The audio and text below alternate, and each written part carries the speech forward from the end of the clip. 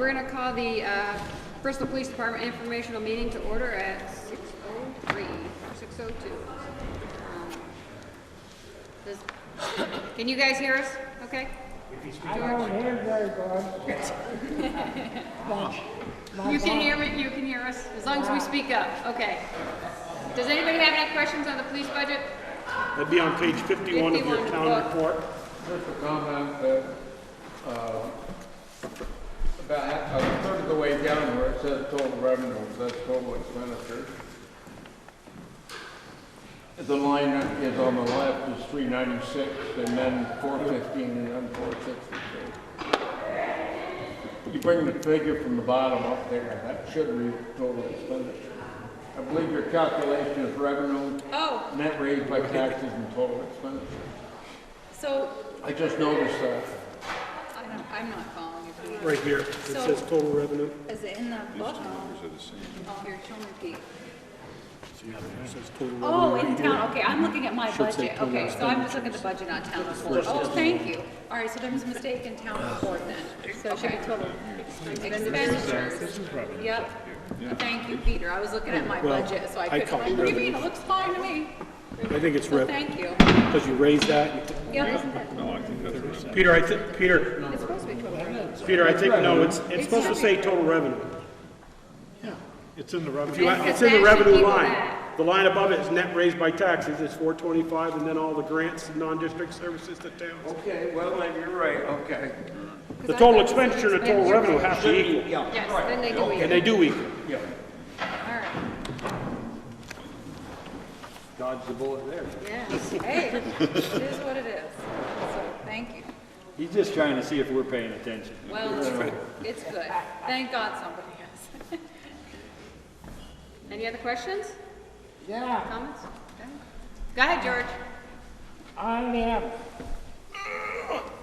just wanted to let you know that my police tax last year was $648.95, and it increased for the 17.32%. It's raised it 112.27. So my police budget for this year is going to cost me $761.22, and I think that's way, way too high. And Teresa this morning explained to me that the Workers' compensation insurance? Workman's comp was $49,000 a Yeah. year for the next 3 years, Yes. provided we don't get any more on it. Right. Yeah, You're right, George. And you're right. And as I think I might have said to you as well, we're looking at insurance costs, obviously, by sending information. You know, I have a meeting with VLCT on the 10th, and we're looking at that because it was such a huge increase. And what we're hoping, George, is that there's some growth in the grand list. So I'm not saying it's going to knock it down, so, you know, it might be just 17 to 16, I don't know, but you know how that works a little bit. So, but you know, I completely understand your concern, and we're looking to see if we might be able to work something else out with that, but I don't know. maybe we'll get it voted down, the budget voted down, so we can come back and, Well, think about it, George. Even if it gets voted, if the budget passes, because you know it's a budget. It's a fair representation of what the costs are. Even if the budget gets passed and we are able to make some savings in insurance, then it will go towards their undesignated fund balance, which you know right now is very tight. So even if we are able to change that, it will be savings that you can see, you know, next year. Hopefully that they would reflect in offsetting of the taxes. we hope. We hope. Yeah. We're working on it, George. All right, I just wanted to let you know that my tax is going up. Yeah, Thank and we you. have no like Virginia's in Middlebury, they have a business. I mean, Virginia's has Simmons, Middlebury, they got the whole world. So I take it you're in favor of expanding the district then, George? Yeah. All right, I'll shut up. Which raises the question, is district expansion going to be examined? If it is, by whom? Or is it going to be determined that it's a hopeless cause, so we won't think about it? But one way or another, I think it ought to be approached and looked at. That's not the right mic. Well, You can't hear a you word you're can't saying. hear what's I didn't hear a word you said either, George. It's not the district. Let's get this together here. Wow, did somebody record it? I didn't hear a so word can you play it? said. I'm sitting right back there. You didn't hear a I didn't word? hear what you said. All No, I right. didn't. Let's get those microphones going. Yeah. sorry. Okay, first of all, I'm Pete Ryan. The question is, are we going to consider expanding the police district or not? And I recognize that if it's a hopeless cause and it'll never pass, then there's no sense in wasting time studying it. But I would think it should be studied, and first, if there's a snowball's chance in somewhere of it passing, then pursuing exactly what it would cost to do it. And I would think it would take 3-4 people working on it. I don't think it can just be assigned to one person to say what the cost is. But I would encourage it, but I also would recognize that if they don't want it out there, then don't waste your time studying it. But if you can present a package, what would the size of the department be? What would the cost of the department be? And then I think it ought to be pursued just because it would be more efficient, and I think it'd be more cost effective. Chief Gibbs is supposed to be coming to the select board in Wait a March. second. Lee, can you hear her? No. Okay, thanks. Chief Gibbs is going to be coming to the select board in March, supposedly with a plan on expansion and budgets of what it should cost to expand the police district to the town. And those are gonna go to the police advisory, right, for some vetting and. I Go think, ahead. Wait a minute. I think, General. granted, I think the chief should be in on it, but I don't think that it should be just he. I think it should be, like Peter said, I think it ought to be more than 1 or 2 people. Because you've got to get some ideas. And I'm for, within reason, for expansion. Because all we're doing right now is paying big bucks to have it within the police district.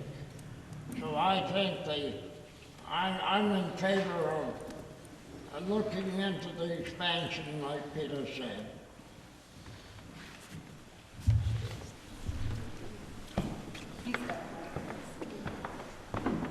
George. There, it's working now. The chief did come to the board, a month ago and said that he was looking at some ideas, and we've encouraged him to look at expanding the district. As you know, the police advisory would like to take that on and look at it as a broader view with the 6 or 8 of us that are on the board, gentlemen and ladies on the police advisory board that Jimmy Qualpino chairs, that you are on, and myself as the select board representative. Yeah, what do we need? I want to get back to the budget first before I talk about that for a minute. Obviously, if we cut this budget tomorrow or vote this budget down, there's one thing when we go back to the table the following 2 weeks, the select board does with the chief and what to cut. The one thing we'd like to cut that we're not going to be able to cut is workman's comp. That bill comes just like the heat bill. 42,000 from 8,200 last year to 49,000 this year. Yeah, that's right. It's a $41,370 increase. We're going to cut maybe fuel, and we're going to cut hours, and we're going to cut everything else, and that's one thing we can't even touch. And that's the sad part about this budget. We'll probably say, okay, everybody's gonna go home at midnight instead of 2 or 3. We're gonna less hours on the car, less buying fuel. We're gonna cut everything we can. But one thing we can't cut, this budget only went up 50, you take that line out of there, this budget went up 55%, $55, $5,500, $5,500, 1%. 55.93, this budget went up. If we would level fund workman's comp as the same as last year, $8,200. You take a couple of slip and falls, checking doors, getting into cruisers, and they always say, oh, well, they don't hit you in the insurance pocket. Well, they did. And yeah, would I like to see the district expand and work on it? Yeah, I'm actually working on some numbers, and I'll be presenting them to the chief and to the advisory board, but I want to run them by this board first. Are you and who? I'm just going out on my own right now, taking some numbers. I took a couple of people's taxes for the last 13 years in the village that their assessment didn't go up. So I wanted to keep that level. Their assessment didn't go up for 13 years since their last reappraisal. But I want to share those numbers with the board first. I hope, yes. You know, you asked me, you asked me for mine, but I couldn't go back 10 years. So you'll have to get them from me. I know a fairly good girl down in the corner office that probably can get me that information, your tax bills for the last 13 years. You what? I says, I know a girl in the corner office down below that can probably get us your tax bills for the last 13 years. Yeah. Okay, well, I'm all in favor of the expansion. Go ahead. I was going to say. I don't need a mic. This is as far as it reaches. It's okay, I can be heard. A couple years ago, I came before the meeting and asked what the police chief's salary was. He indicated about $62,000. I'd like to know what he paid this year. Furthermore, I'd like to know why that isn't published as it used to be in the town report. It is a benchmark by which we can compare ourselves to other communities.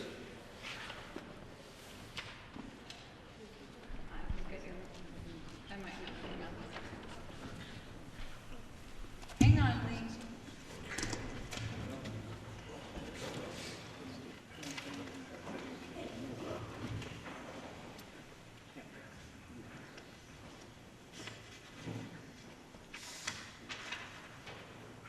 Find my spreadsheet.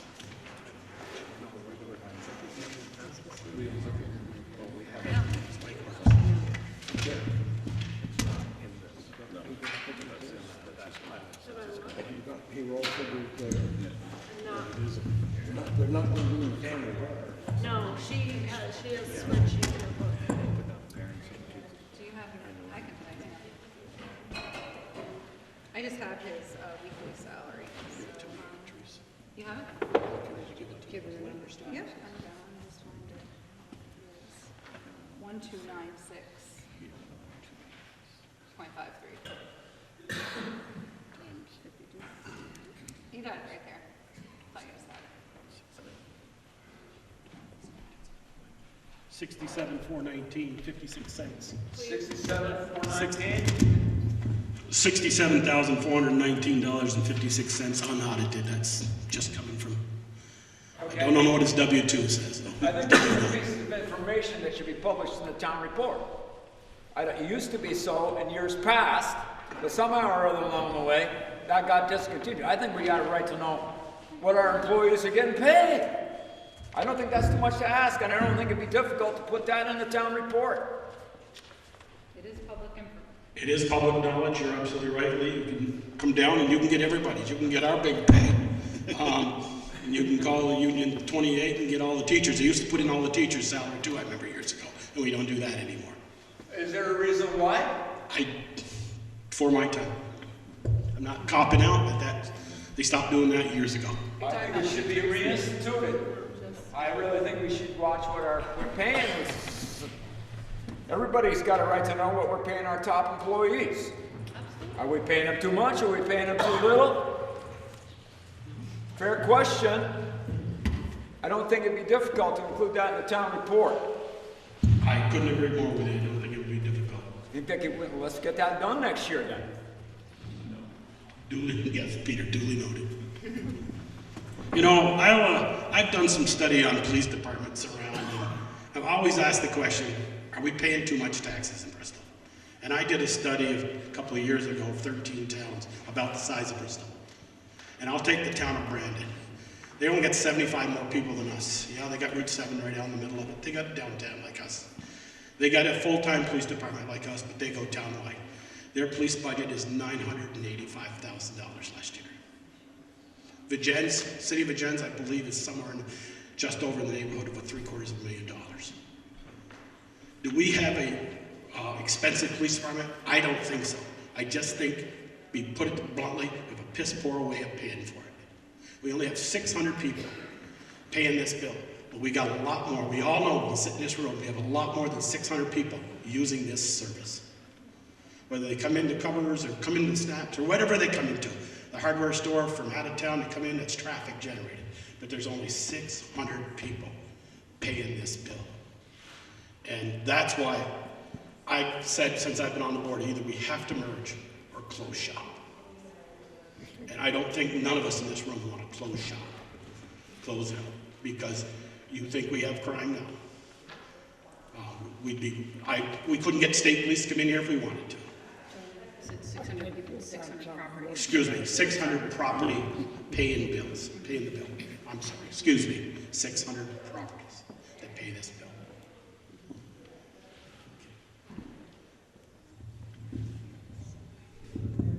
Anybody else?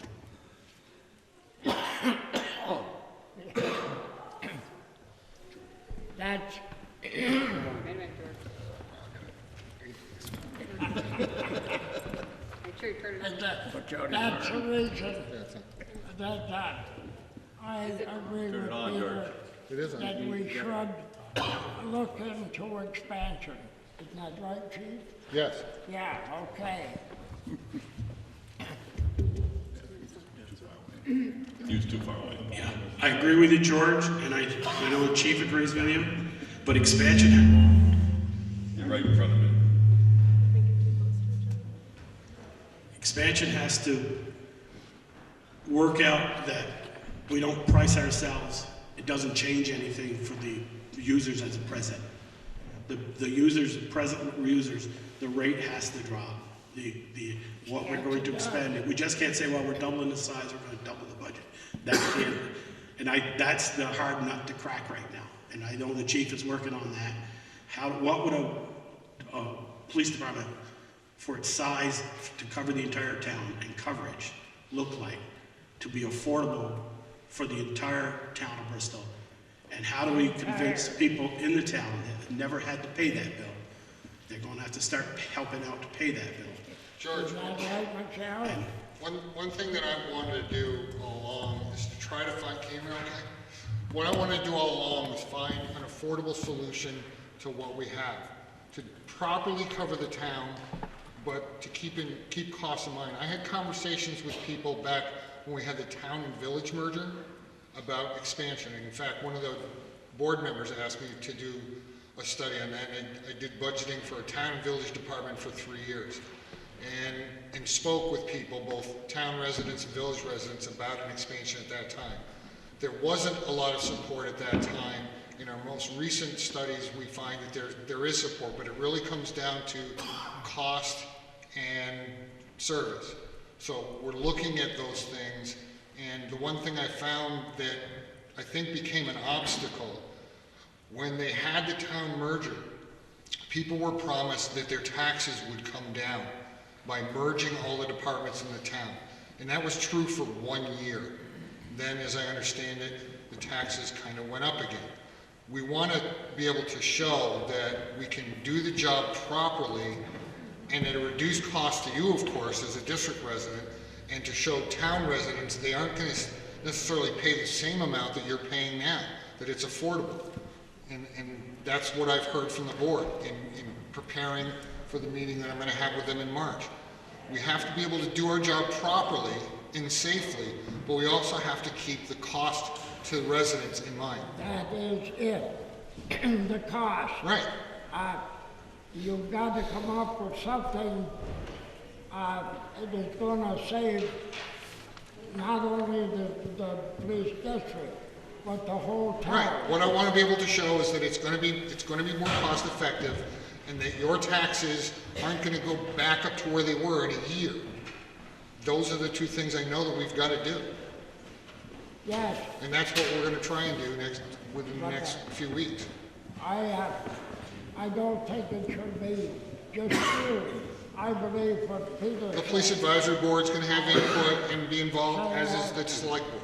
5 or 6 on the Yep. committee, and then present it. Right, that's the plan.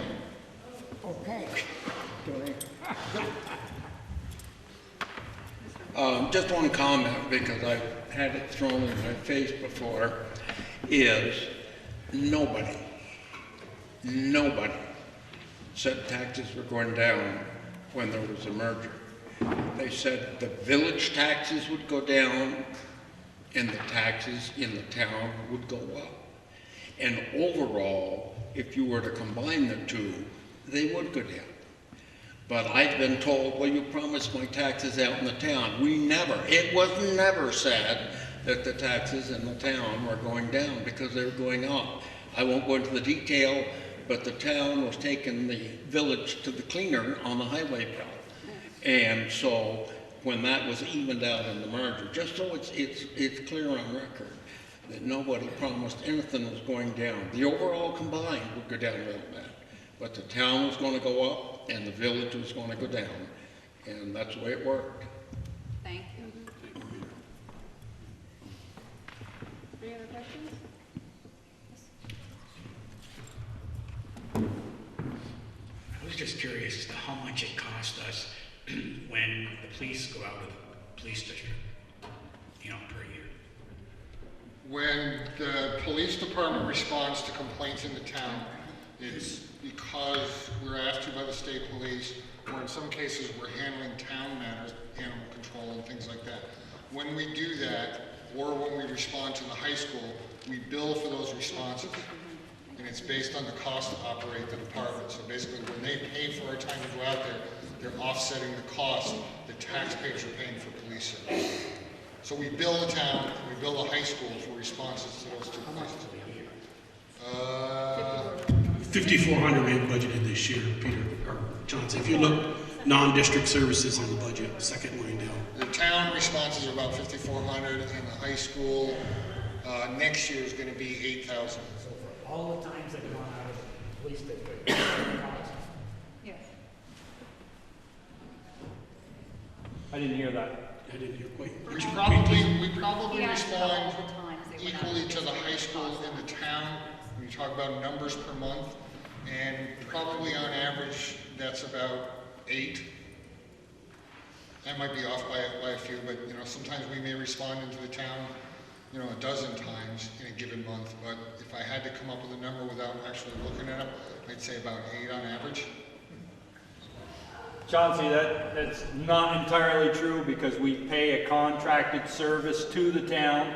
There's $10,000 worth of time spent a year on town patrol. So on those times when they're out, that's a set amount.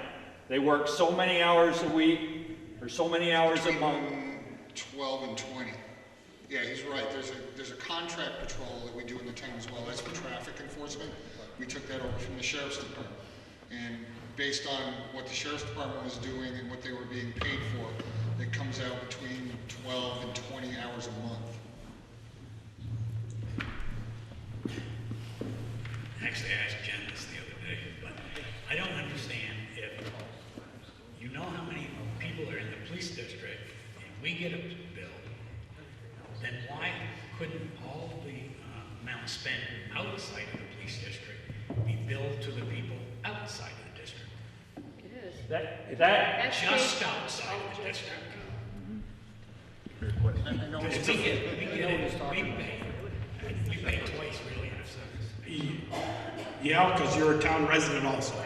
You're a police district resident plus a town resident. That's part of why I think it would be fair for an expansion, because then everybody's paying for the same service. They're not, like you're paying, if you live in the village, paying some portion of your town taxes to support the town responses or contract patrols. It's off. It gets too close to the, yeah. Okay. Did you get the answer you wanted, or did you get an answer? Probably not the one you wanted, but you got an answer. Well, Yeah, it's been one of the problems this town has had right along. It goes back to what Peter said. Back in the day when, you know, it was the town highway crew that got their share for everything, and you took it there. It was the village fire department that billed the town. This is one more entity that hasn't been straightened out yet so that everybody's paying their fair share. And the goal is, as Chief said, is to take this forward in a manner that won't cause your tax, your police district tax or your police tax, if we were to go town-wide in 2 or 3 years' time, to be what it is now. I won't support that. I'll only support this if, in the end, our police tax goes down for everybody.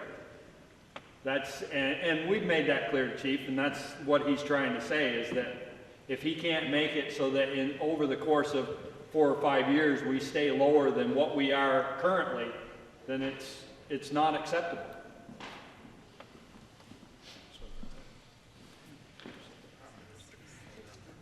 They gave me what they wanted to see, and that's what we're going to try and give them. And we are working with the Police Advisory Board and, of course, with the Select Board to try and reach that goal. And we'll be doing, once we have that plan together, we'll be doing a lot of public forums so everyone can understand it. Because that's the one thing we found when we did a survey of town residents. They didn't necessarily say they were, ready to pull out their wallet and pay for police services, but they were interested in more information. So we plan to do like the fire department did when they bonded for the fire station. We plan to do a lot of public forums, which of course will give us some input that might tweak the plan. But we want to be able to go forward with a plan that makes it fair for everyone, both town and village, and is affordable, but also keeping in mind, giving us the ability to do our job properly. That's a balance we have to strike. Yes, Kelly. Think this will reach. Is the police advisory committee here, all of them? Excuse me? Is the police advisory committee here, all of them? I see 3 of us. Myself, Chairman Quaglino, George Smith, Larry Guile is on it.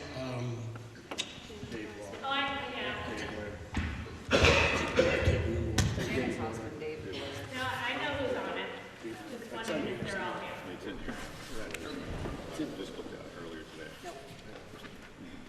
The answer to your question is no. If you look on page 11, you'll see all who's on the police advisory. Correct. No, I know who's on it. I just wondered if they were all here. Thank you. Anybody else? Any other questions? Behind you. Hi, I'm sorry, I probably missed this because I came in late, but I was just wondering if you discussed the increase to workers' compensation. Is that a permanent change, or if anything is being done to mitigate that going forward? That it is, it's for 3 years, assuming we don't have any more injuries, work-related injuries. It'll maintain that for 3 years. Teresa's got an appointment with the LCT to discuss that with them next week and what our options are, and maybe do some insurance seeking numbers elsewhere to see if we can get it down. But we won't have that information, and this has been warned, so if we do find savings, then it'll just go in undesignated fund balance.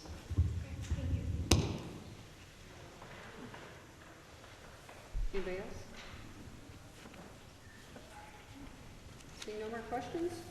We'll close the police informational meeting. Can I just make a suggestion that this microphone, you can barely hear the people talking on it, that might need to be turned up. I think that had more to do where they're holding it. Okay, it just George it has sounded his- like George they has were his way out whispering. there. Both- Can you hear me now? You gotta have it real close. It's still not very clear, just so you know. No, that's my camera. Yeah, it's still not very clear, just so you know. The ones you're using are much better. This one. Correct. Did you hear that, Yeah. Mr. Television Man? Thank you.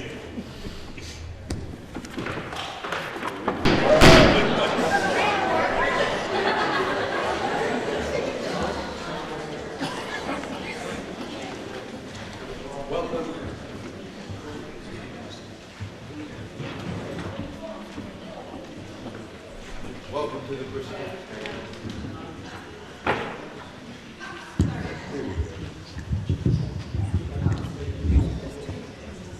Welcome to the Bristol Town Meeting. My name is Fred Baser, and I am your moderator.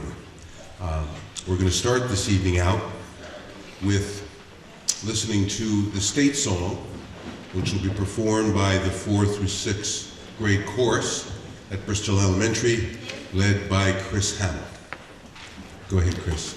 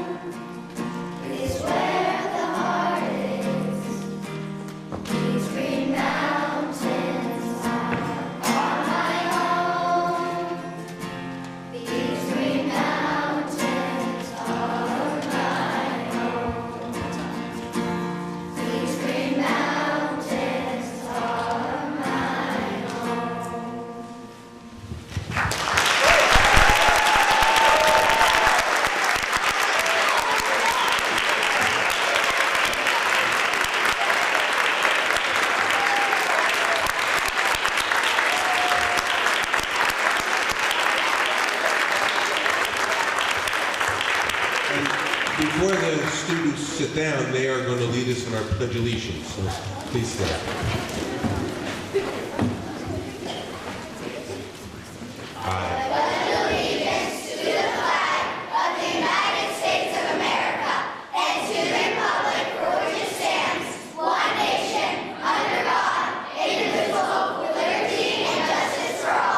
Thank you very much.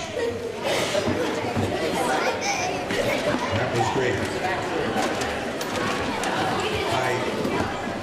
As the kids leave here, I just want to also point out on your left and right all the artwork that was put up especially for Town Meeting Day. The artwork is done by the Bristol Elementary School students, and it's from all grades. And art is taught at Bristol Elementary by Deb Rickman. So take a look before you leave this evening or when you come in to vote tomorrow.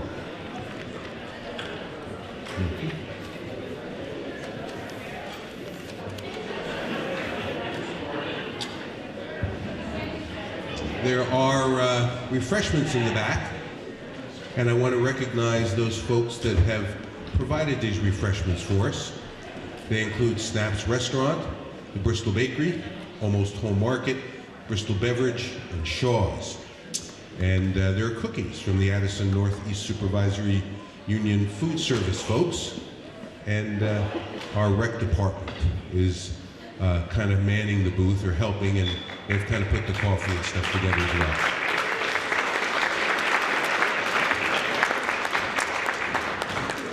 Two other brief announcements. There are a couple local groups that had wanted to sell raffle tickets here, and I kind of discouraged it. I don't want this to become a big open market, but I'm going to give them plugs so that you all, if you're interested in either of these events, can go seek out people who sell. One, Basha Miles. Is Basha here? There she is over there. She's selling raffle tickets for a Vermont folk rocker. They're really nice.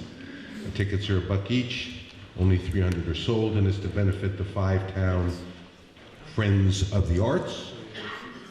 And there's a 7th grade trip to the Ferry Beach Ecology School, and there's some tickets there also to help fundraising for that event. I don't know if there's any 7th or 8th grader here, but if you know, there's one in the back. There you go.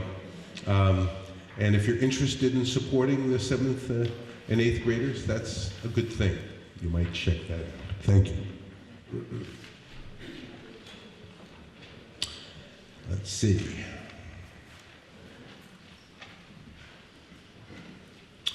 Okay, before I get into the nitty-gritty, we've always given our state representatives a chance to say a word or two, and if there's no objections, maybe Dave can take the mic and I'll follow him. And there's, yeah, the ones with the green stickers we can use. There's one up here too, Dave, right in the middle. Make sure you turn it on. I didn't.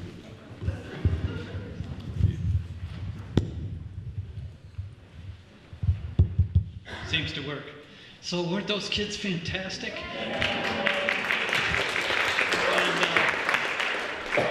As chair of the Education Committee, the work that teachers do in this state, the schools do in this state for the future of this state is in our kids. It just makes my heart warm. So it makes it, it's a wonderful thing. So this has been, I'm honored to be and humbled to be your representative to the state legislature. This is my 15th year. I'm chair of the House Education Committee, and is the most difficult year that in my 15 years there. The budget that the governor gave us was unbalanced and is funded on the backs of homeowners in the state. There was a tax break in there for non-residences and commercial businesses in the state for their property tax, but homeowners would pay more. And he worked this miracle by requiring level funding of school budgets across the state, dictating from Montpelier what schools were going to spend. And there was significant savings there, I think about $40 million of savings. So what he did was shifted a lot of the costs from the general fund over to the education fund, so it didn't reduce property taxes. If I find savings in education, I'm going to use it to reduce property taxes. And so that is the problem that we've been presented. We're working through it. There were some good ideas contained in his budget presentation. Our state colleges are in dire financial straits. Finding some money for them is important. Also, we know that preschool education helps us with special education costs going forward. So the more we can do with special education, reducing special education costs, the better off we are. In fact, in Act 46, we had a study of spending in Vermont in education, and that by the Picus company, and they determined that we spend about the right amount for regular K through 12 education. We spend roughly $30 million too much in administrative costs. Our hope is that the larger Act 46 school districts will save some money in administrative costs, and we spend about $140 million too much in special education. We have 10 really exciting pilot projects going on around the state in an effort to bring best practices and do a better job educating our special needs children for the amount of money that taxpayers can afford. So we have an awful lot of work to do in our education committee. I have a great committee, and we are looking at ways that we can get out of here, get out of the legislature by May, but it is not an easy process. Thank you.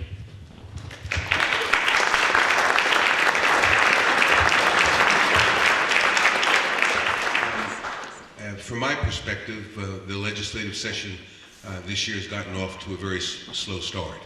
And I think the reasons for it are new leadership in the Senate, new leadership in the House, and a brand new governor who's just appointed people to administrative positions. And the governor's a Republican also. And for the last 6 years, we've had kind of one-party rule dominate Montpelier. And those dynamics has kind of had the communication perhaps not be as crisp as in the past with old-timers. And the governor did throw us a curveball with his budget address on the education side. And that kind of got people on both sides of the aisle, took them all by a little bit of surprise. But I think things will work out in the end. I'm on the Ways and Means Committee this year. That's the committee that makes decisions about how we raise money to meet the state's obligations, i.e. taxes and fees and the rest of it. I think of those things we've heard testimony on, perhaps the biggest, and maybe one that I wanted to share with you guys today, was funding the Clean Water Fund. The treasurer gave us a report concerning the Clean Water Fund and this Clean Water Act established a few years ago to deal with the Lake Champlain drainage, Memphremagog, Connecticut River. The total bill is that we're looking at is at least $2.3 billion over 20 years. Some feel the estimate's too low. It could be as high as 2.9 or thereabouts. There are some monies that were made available when the act was passed, but we're short over $100 million a year for this 20-year period. And it's our responsibility to figure out how to deal with that. The treasurer did us a solid by finding the first 2 years of dollars and all the hidden corners that exist up in Montpelier. And, but we have to deal with years 3 and beyond. More money on property was suggested, maybe looking at different properties differently. Those with imperviable surfaces that are paved, that we might charge them more than your home and on a village lot. We have to come to grips with all of this, and it's going to require a lot of testimony. There is a bill that was put forward that would increase the rooms and meals tax, increase the alcohol tax, add a fee onto driver's licenses. What's going to be the fairest? How much we're going to ask communities to pay versus taxpayers everywhere are all questions that we have to answer. We're hoping perhaps the feds will give us a few bucks, given this big infrastructure thing they're talking about. And we have prospects for a new power line going down Lake Champlain, coming out down in Benson. And I understand we're the lead applicant. All the permits have already been established for it. And if we win that bid to get electricity over to Ludlow, where it's converted from DC to AC, there's hundreds of millions of dollars that could be applied to the Clean Water Fund. It's a big challenge, and I'm sure you're going to hear more about it. Lastly, I just wanted to say of the small handful of bills that passed at least the House and won the Senate that I thought was worth mentioning was the bill concerning the undocumented worker roundup and that the Senate passed unanimously. There's not much appetite for rounding up illegal immigrants in the state. We don't have many. Most of them work very hard. I think the House will also pass, if not unanimously, by a good number. We also did 2 bills concerning sexual abuse. There is no longer a statute of limitations on sexual abuse for an adult. And it wasn't unanimously passed, but mostly. There's also a bill that gives access to more information by people that have been sexually abused in terms of medical information and the like, which I gather there were some restrictions on. Those are good things. And the last thing I just wanted to mention was that we also, on the House side, approved a bill that gave the Public Service Board 3 more years of authority to site cell towers and communication towers so that we can do the best we can for getting the high technology to everyone. I think the last 8 or 9 weeks are going to be interesting. To Dave's point, there's a lot of decisions we're going to have to make and a lot of bills we're going to have to talk about.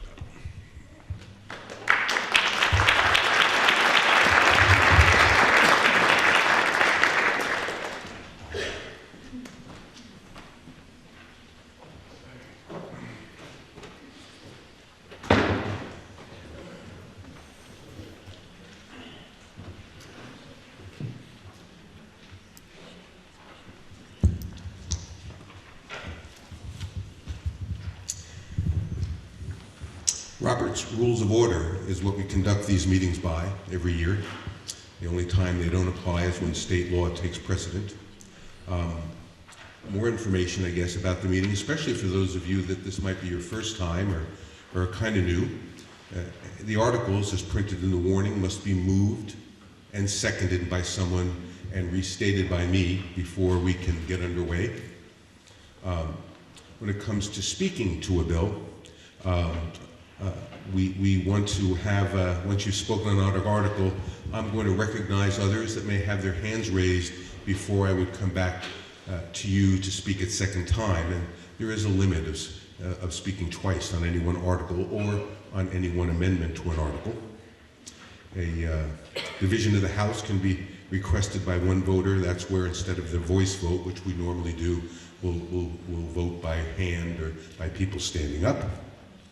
Debate may be cut off by a motion to move the previous question. 2/3 of the people here have to approve, and you have to be recognized before you move the question. You can't just shout it out. We want you to direct all your comments and remarks to me, Mr. Moderator. That's a good way of keeping things civil, which is very important. We don't want to be casting aspersions on your fellow Bristol town mates, even if you agree with them dramatically on an issue. Address me, and that helps keep things in order.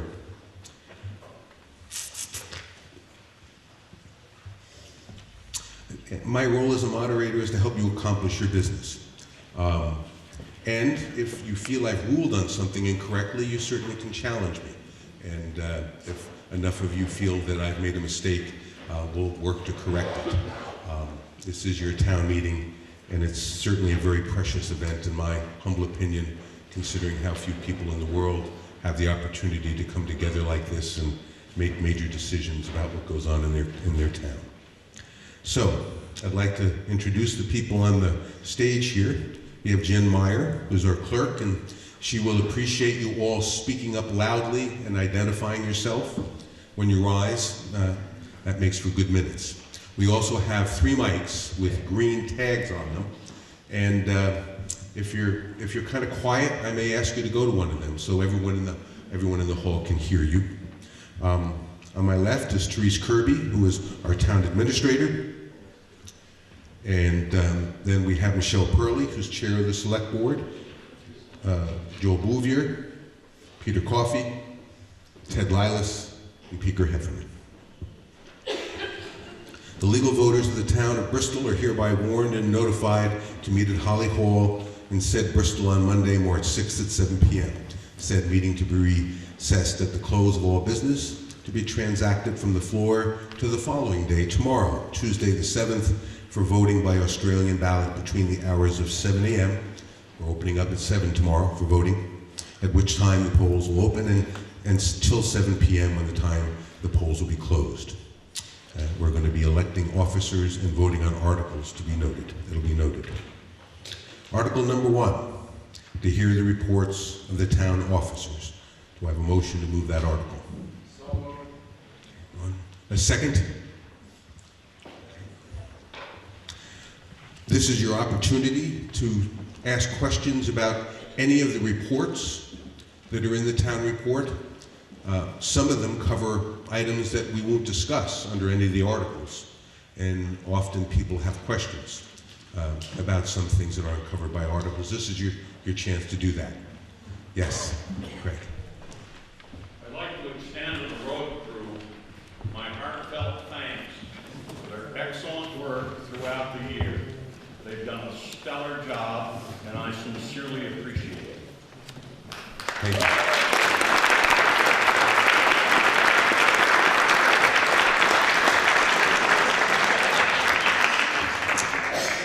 Any questions, comments, notes about the reports that are within the town report here?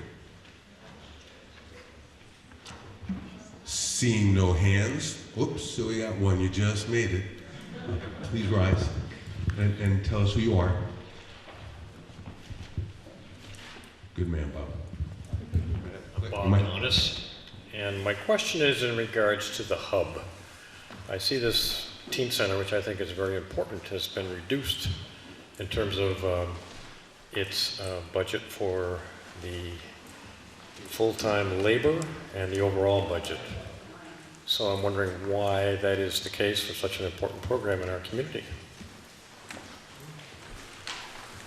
Bob, we're going to be talking about the Arts, Parks, and Recreation budget in Article 9. Do you want to hold off on your question until then? We can get into it at that time. Sorry, I thought this was one of the reports we're talking about. Well, it is, but we're going to cover it in an article, so you would be able to address a question on that. Okay, any other questions relative to reports, especially those that aren't going to be covered by one of the articles? Seeing none, all in favor of moving the reports of the town officers, please say aye. Aye. All opposed, nay. The ayes appear to have it, and you've moved Article 1. Article 2 is to elect town officers by Australian ballot. Can I have a motion on that, please? A second. We will take no action on that article, as you'll be acting on it tomorrow between 7 and 7. Article 3, will the voters of the town of Bristol vote that all real property taxes payable in installments shall bear interest at a rate of 0.75% per month, or a fraction thereof for the first 3 months, and thereafter 1 1/4% per month, or a fraction thereof from the due date of each installment, with the payment to the town treasurer of the real property taxes for the town's fiscal year period, which is July 1st of 2017 through June 30th of 2018. Being due in 2 equal installments, one in November 5th of 2017 and the second on April 5th of 2018 by physical delivery to the town office before midnight on that last date. Can I have someone move this article, please? So move here. Second? Okay. Did the interest rates get reduced? Yeah, because Kate was Okay, well, I believe the interest rates are actually a little bit lower than they were historically, thanks to one of our town members having brought it up in the past.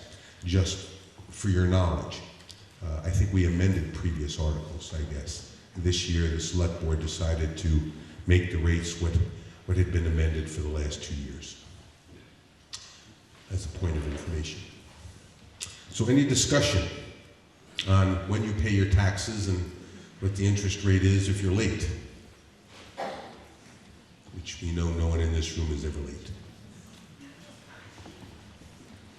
Seeing none, all in favor of Article 3 as read, please say aye. Aye. Those opposed, nay. The ayes have it. And we'll move on to Article 4. To set salaries that shall be paid to the members of the select board moving forward. And the salaries currently, again for your information, are $500 per year. So there's a $500 per year fee that they get. And then it's $15 per meeting over and above that. That's what it's been. So move. Second. Okay. Any discussion on the salaries? Someone's going to have to make a suggestion as to what they are. They're $500 a year and $15 per meeting. Okay. Therese Kirby's made a motion that we make the salaries for the select board $500 a year and $15 per meeting. Do I have a second? Okay. So we've, I guess, really amended Article 4 to state the salaries be $500 a year and $15 per meeting. Any discussion on that? Seeing none, all in favor to set the salaries to be paid to the members of the select board at $500 a year and $15 per meeting, please say aye. Aye. Those opposed, nay. The amendment to the article is passed. We're going to vote it again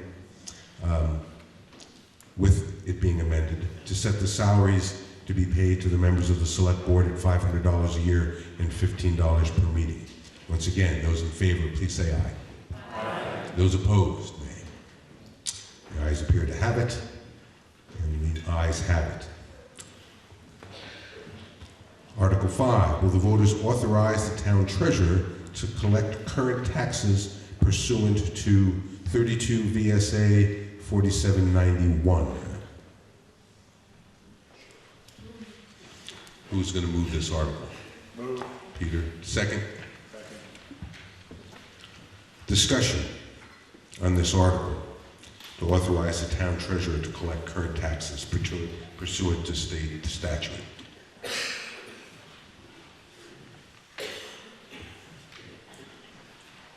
Okay, hearing none. All those in favor of authorizing the town treasurer to collect taxes pursuant to 32 VSA 4791, please say aye. Aye. Those opposed, nay. The ayes appear to have it. The ayes have it. You've passed Article 5. Article 6. Will the voters authorize the select board to appoint a collector of delinquent taxes pursuant to 17 VSA 2651DA? Moved. Second? Second, Peter. Okay, discussion on Article 6. I think maybe someone here might want to say what's going on a little bit. That'd be a good idea. If you'll remember, March 2010, we voted to do the same thing.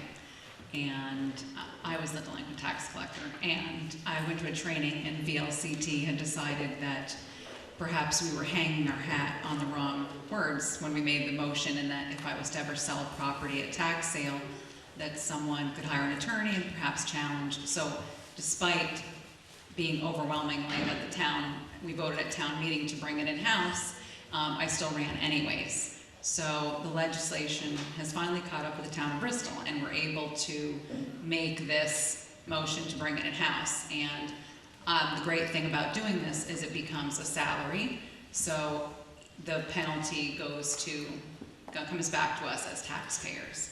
So what would happen here is this would, since Jen is on the ballot, I'm not running for delinquent tax collector, Jen is, this would not take effect until March 2018. Thank you, Therese. Any questions on this article? Article 6. Seeing none, will the voters authorize the select board to appoint a tax collector of delinquent taxes pursuant to 17 VSA 2651DA? All those in favor of that article, please say aye. Aye. Those opposed, nay. The ayes appear to have it. The ayes have it, and you've passed Article 6. Article 7, will the voters adopt the proposed 2017-2018 fiscal year highway fund operating budget in the amount of $775,523, a portion thereof in the amount of $672,589 to be raised by taxes. The tax rate on the 2017 grand list of the town sufficient to raise said sum as taxes to be determined by the select board. Who did that? Okay. Okay. Discussion on the highway budget. It's a big number. We know we like our highway department. What's a question? Okay, right there. Bob?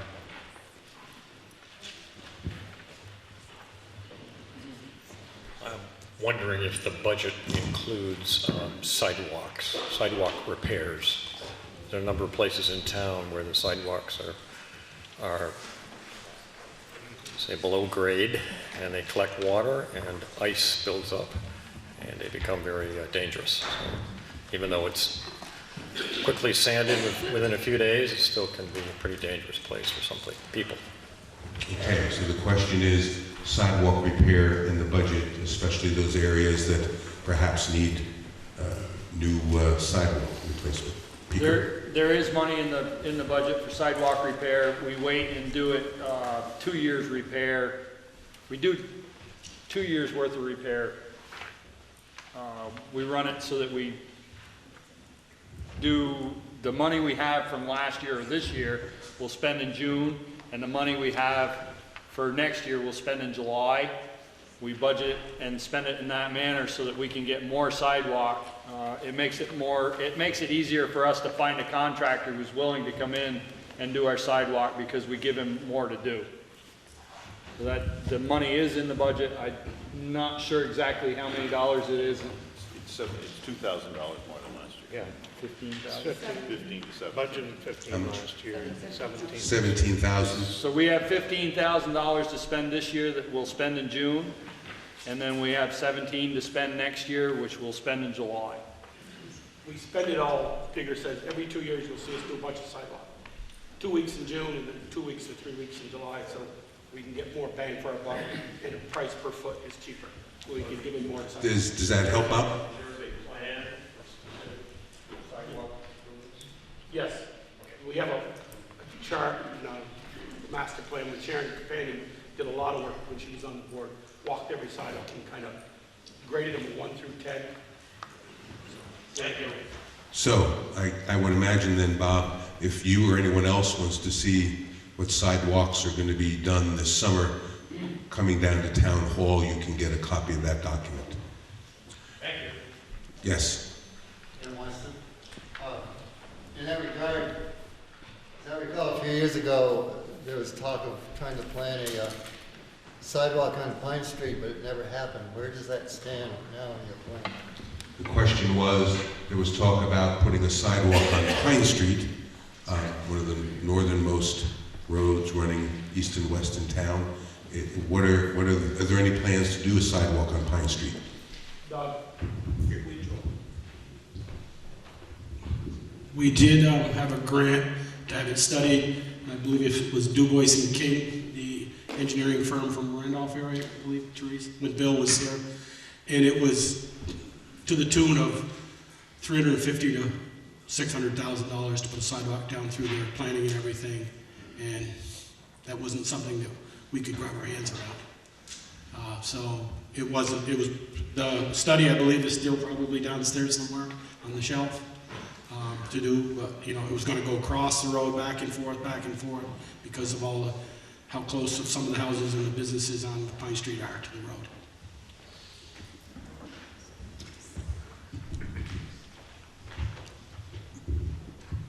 Ken? Well, the reason I ask that is that it's very noticeable that Pine Street is turning into quite a busy pedestrian street because of the offices there. And that a lot of the kids get back and forth to school that way, and it seems to me that it's a pretty dangerous street at this time. I've noticed that, not that I live in the village, but anytime I drive on that street, there's always at least 3 or 4 pedestrians walking, either in the middle of the road or on the side of the road. Therese? It may be something, Ken, in the future. Obviously, upgrading the water line on Pine Street is one of the goals of the select board in the future. It may be something at that time that they could find funding to do it 2 in 1. But as you know, the setbacks from the street are pretty tight there, so we'll have to see. But you're not the alone. A lot of people mention that. Any other questions on the highway budget? Yes, Craig. Greg Allen, I wonder in the same vein, is there any thought to extend the sidewalk on South Street down to the bridge? This afternoon I passed 4 elementary school students coming down the hill that obviously live south of the bridge. It's a fairly amazingly active stretch there. I know there was some asphalt work done, I believe it was past summer. I'm just curious. South Street sidewalk, anybody have a comment? There was no, we did do some paving down there when the one-lane bridge, we did do some paving down there when the one-lane bridge was, the bridge was a walkable one, when it was shut down, South Street Bridge. And the highway department does plow it with a sidewalk plow to the bridge on, basically the edge of the road down through there to that pull off. They plow down through there. But there's no discussion of extending that sidewalk. What we have in the budget is strictly just for repair and not much new sidewalk. When we put the new sidewalk from Munsell to Liberty on West Pleasant. That was a grant called Safe Route to Schools, and that may be something that we could reach into if that grant comes around again, maybe to do some of Pine or South Street.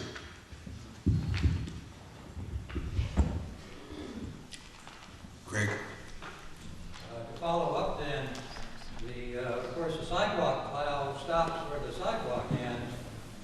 This last snowstorm, I get my exercise walking down and back up that hill, and that pull-off was not plowed. You can see that, the tracks, pedestrian tracks are up to walking in the road.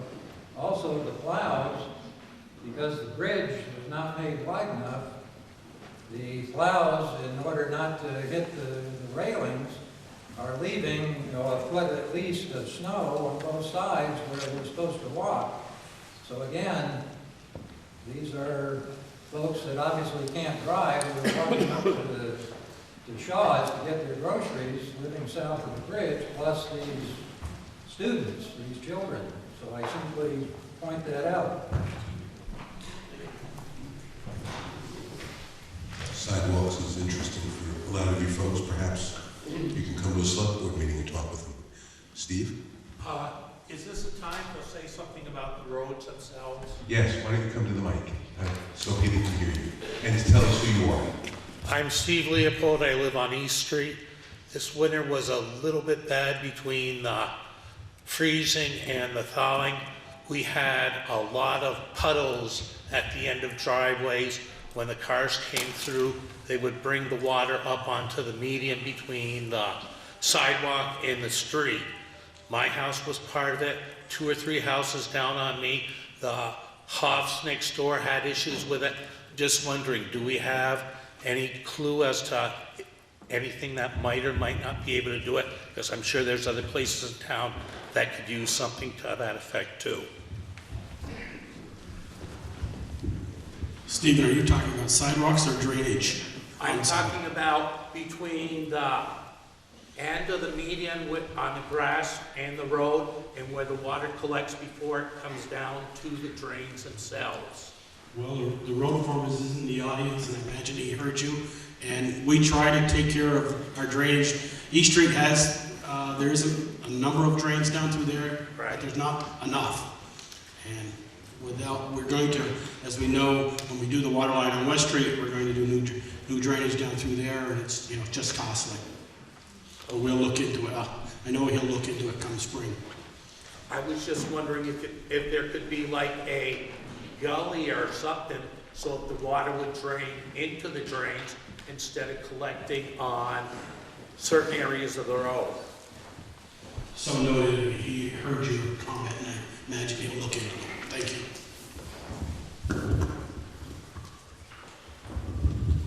Any other questions on the highway budget?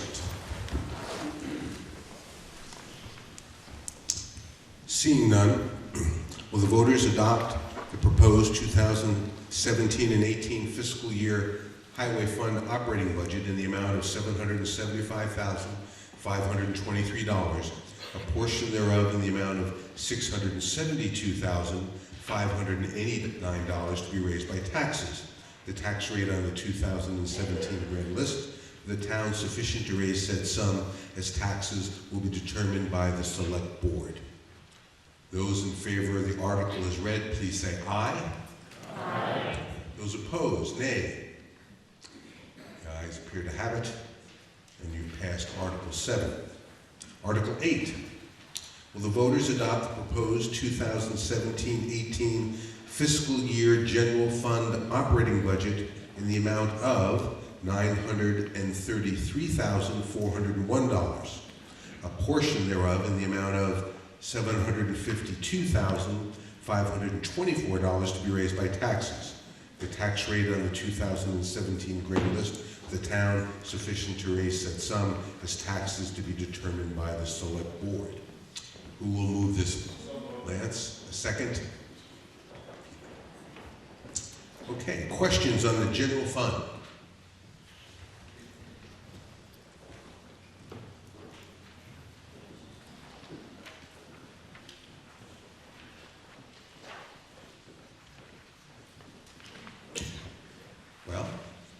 Seeing none, voters adopt the proposed 2017-18 fiscal year general fund operating budget in the amount of $933,401, a portion thereof in the amount of $752,024 to be raised by taxes.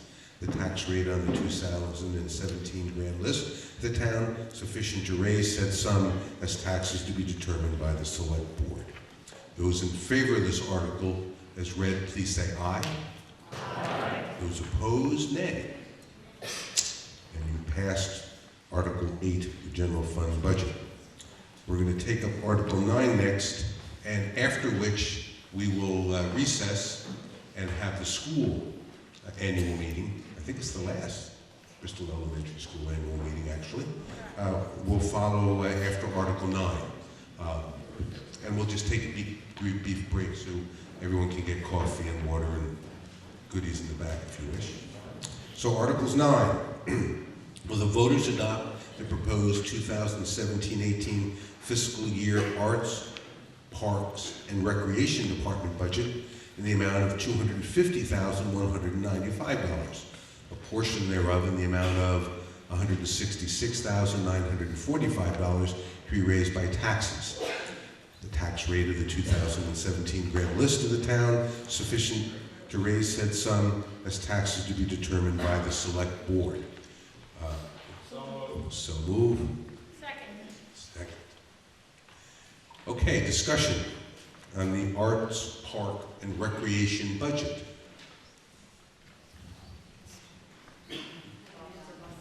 Okay, Bob. I repeat the same question I had before about the hub. Yeah, please. Thank you. My question is why the reduction in the budget for the hub? I think that's a very important facility for the town youth, and I'm wondering why that's being reduced. I see the labor part of it's being reduced by $10,000, and the whole budget's going down by $5,000. So I'm just curious as to why that's happening. Okay, who's going to speak to this? Okay, Michelle, you might tell people what the hub is. Everyone might not know. So the hub is the building over by the skate park, which we do the teens are allowed to go through after school or during school.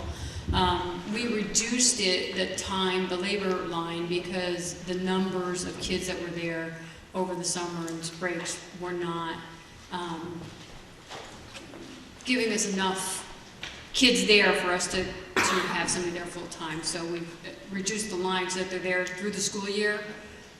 And not full-time through the summer. There'll still be teen programming at the hub, but they just won't be there full-time.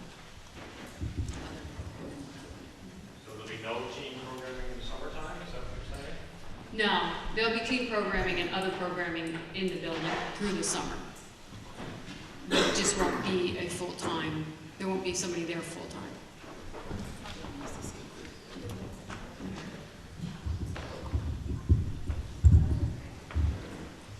Okay. Any other questions on the Arts, Park, and Recreation Department or budget? Yes.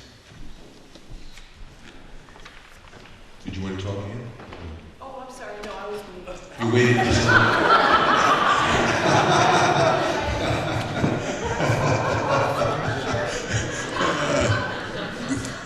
All right. So, who else wants to wave, huh? Well, seeing no other questions, will the voters adopt the proposed 2017-18 fiscal year Arts, Park, and Recreation Department budget in the amount of $250,195, a portion thereof in the amount of $166,945 to be raised by taxes? The tax rate of the 2017 grand list of the town sufficient to raise said sum as taxes to be determined by the select board. Those in favor of Article 9 as read, please say aye. Aye. Those opposed, nay. The ayes appear to have it. The ayes have it, and you've approved Article 9. We'll now take a brief recess from town meeting, and we'll have the school board come up and do our annual school meeting. And then we'll return to Article 10.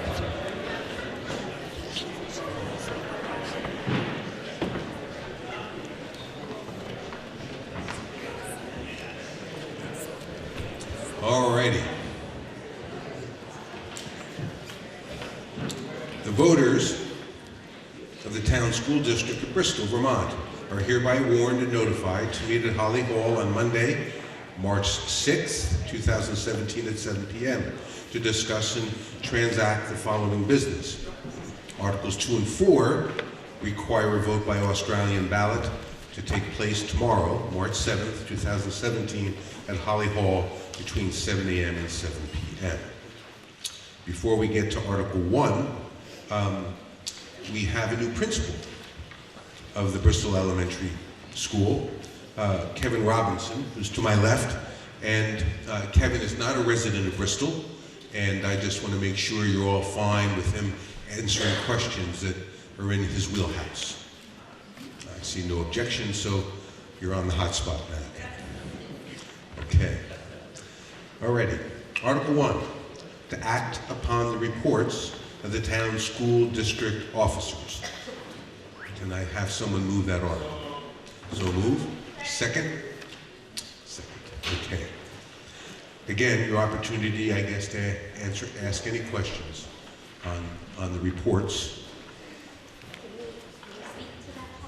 You can.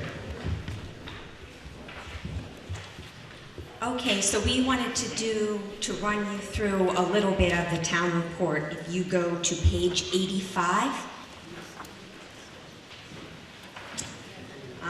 you can see some PowerPoint slides there.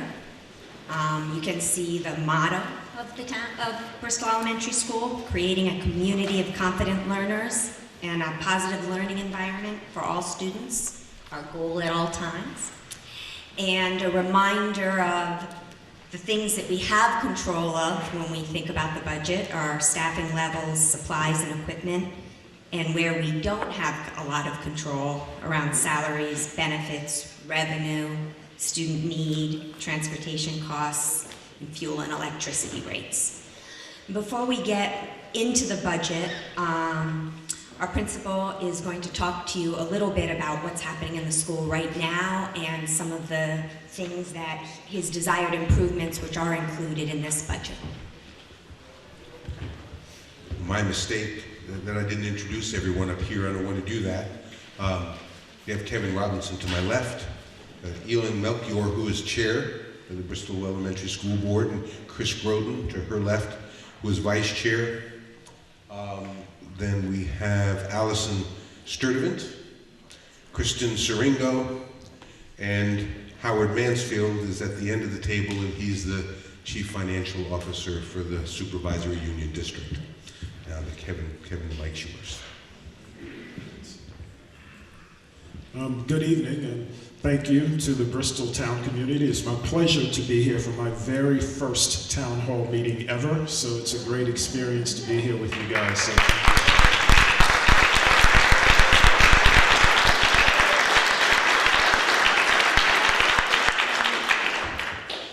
I'm having the pleasure of working with the Bristol educational community and many of you in the community. I want to say first and foremost what we are continuing to do, the good work that's been happening at Bristol for many years and trying to build and add on to that.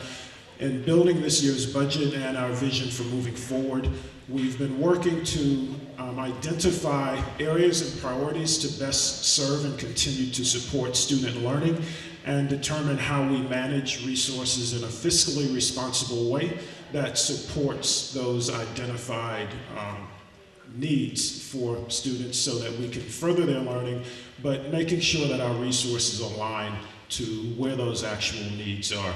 So as I've been able to listen, observe, and work with staff and hear from community as I've joined the Bristol community and school system, we've isolated and aligned those to 3 areas for the whole child development. And academically, those areas have been mathematics, reading, and then social emotional development for students. So a lot has been happening, and some great things have been in the planning and happened this year.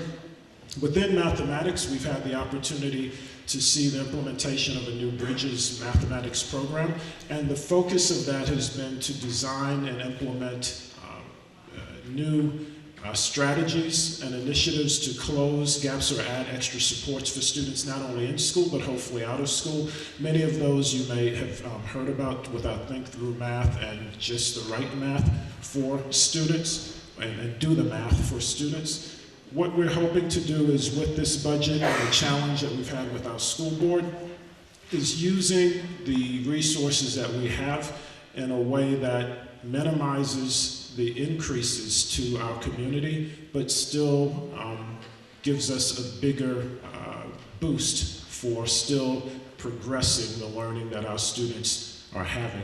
And some of the ways we've been able to do that through things like collaborating and coalescing our efforts into a common direction is by using our collective expertise to make sure that we are tapping into the talents and the shared strengths of all of our staff to meet the needs of our students. So one of the things we're hoping to do this year is, as you go through our PowerPoint slide, you see that the changes that we've added or the changes that are happening for the upcoming year are pretty much the same, that we've been able to maintain programs without any cost increase or very minimal cost increase for the upcoming school year, but trying to align or target them in areas that are needed, as I said again, with mathematics, literacy, and social emotional development and support for our students. Some of the desired improvements that we have for the upcoming year are in the areas of professional development, specifically around math and reading. Also in the areas of our summer reading clubs. As we review data for the school, one of the things that's been very successful to keep students from having regression during the summer has been the summer reading clubs that we've had in place over the summer, where students are able to participate with our third grade reading clubs, but also our Tuesday reading clubs, where students have the opportunity to continue to build on their reading strengths from June to August or September when they come back to the beginning of the school year. One of the things along with that that's helped and we are focusing on are additional training opportunities for teachers in those areas, as well as some facility improvements that are outside of those areas that are tied to. There's some playground safety equipment replacements or repairs that need to happen, along with library windows and ductwork that are planned in the budget for this year, and also support for our custodial team. Those of you that visit the school, you would recognize that the building is kept in good use and good, the facilities are upkept very well. And one of the things that we're seeking to do is some more work during the summer and bolstering our staff, when part-time workers that we've had working with the school before, by adding to that, which fell off last year, but we're hoping to add back for this upcoming school year. I just want to also point out a few of the highlights of things that we're really proud of in the school. One of the things I can say for the staff that we're working with in the school is, having been a few different places and working with different communities and staff that are supporting students for communities, one of the things I can say that I've observed and seen happening in the school is we have a group of adults and professionals that really care about what's happening. Having worked in 5 or 6 different schools, we're fortunate to have people who come to work, and I can say that in asking and questioning and collaborating, sharing. It's really pleasant to have people who come and are willing, eager, and supportive when it comes to new ideas and shaping the work that we do without any resistance, and recognizing that in order for students to learn, it takes that connection, it takes understanding and questioning the work we do to see how we continue to improve what we do to better support students. So if you're not familiar, if you've not had an opportunity to have personal interaction with the staff that are supporting our young people in the school, I can sit here and earnestly say that we're very fortunate to have staff members who come in and truly care about making a difference in the lives of students. So it makes a process like this easier, and it makes what we're doing, it makes it a lot easier to be transparent about the work we're trying to do, and being able to come to you and ask that, or assure you that your tax money and what's happening at the school is being applied in a way that hopefully you can be proud of, and also continue to be a part of and be engaged in as we continue to help shape and make things better at Bristol Elementary.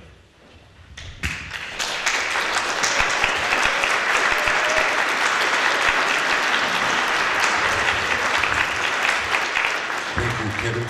Any other questions on the reports of the town school district?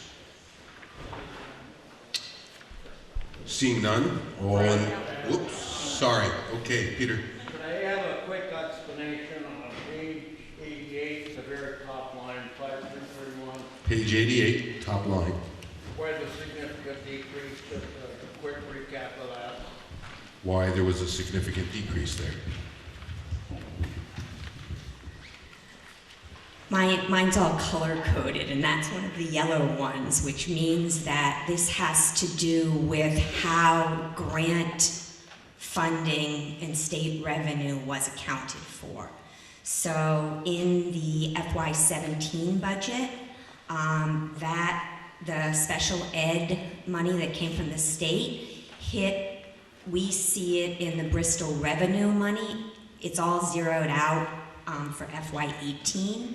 So all of the purchased services that we are purchasing from the SU, the grants, since they go to the SU, are hitting against the expenses before they come to us. So it makes it really hard to do apples to apples. I can run you through. You don't have to. I can, like, it's three things that are the big money effectors this year. There's a difference of $82,627 in the education spending, the amount to be raised by taxes, and most of that can be found in the $122,000 of new money, which is specifically for facilities and equipment. So the things that Kevin mentioned, also PA and phone system. I don't know if anyone's been in the school lately. It makes you think of Lily Tomlin. You might think someone should have roller skates on. So we're looking at a new PA and phone system, and then some floor and cleaning equipment. And there's also $10,000 going to an emergency fund, a sinking fund, which hasn't seen any money go towards it in a number of years. What does the phone, excuse me, sorry, Kelly Lowry, what does the phone system have to do with special ed? Sorry, I was talking about the general changes in the budget. So there's 82,000. He's talking about special ed and what happened. I mean, my guess is that it's because it went to the umbrella of the SU, but I think he was asking about the special ed drop. And I don't know what that has to do with telephone systems and... I'm sorry, I must not have stopped at the appropriate point. So that's completely only the grant revenue funding changing from the revenue line to the expense line. So last year, if you look at the revenue on page 91, you will see SPED mainstream block grant, SPED expenditures reimbursement, and early, just those two. That's $468,000. That's all been zeroed out. It's still there, it's just now going against that assessment.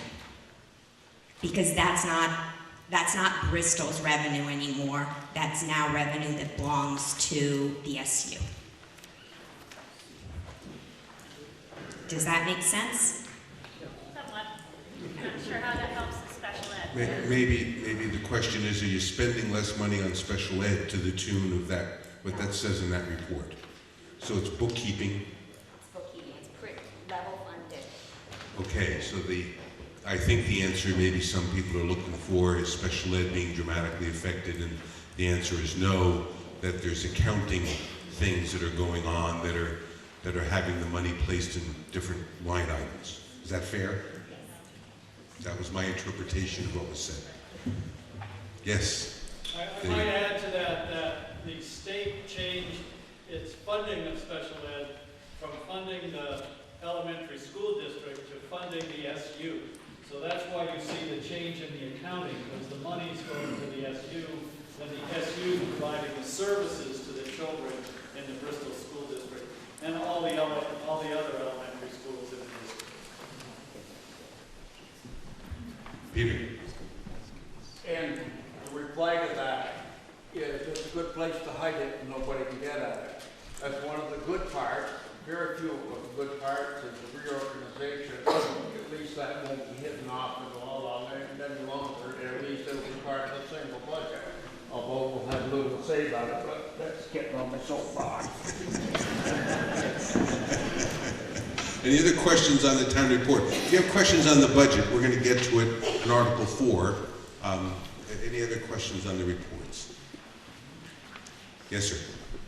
Craig Allen, since you and Dave are here, it does affect the budgets. There does seem to be something every year that at the state level gets moved from one category to another, which makes it impossible for the public to do these comparisons. And whether that's intentional or not, I'm not quite sure. But you and Dave are in a position to perhaps think about that with the new Act 46. I'm not sure if it would be as big an issue. But it's clear that every year there's a question of why things change, and it's merely an accounting issue, which is very confusing. I think I can assure you, Craig, that we don't intentionally do things to screw things up for you guys not to understand. It may happen. Dave may have some more specifics on that, though. So we have many school districts in the state of Vermont of 20 or fewer students. So when you operate a reimbursement system and you have one or two special ed students move into that district, it's a disaster for their accounting, for the voters, for the tax rates. And so what happened,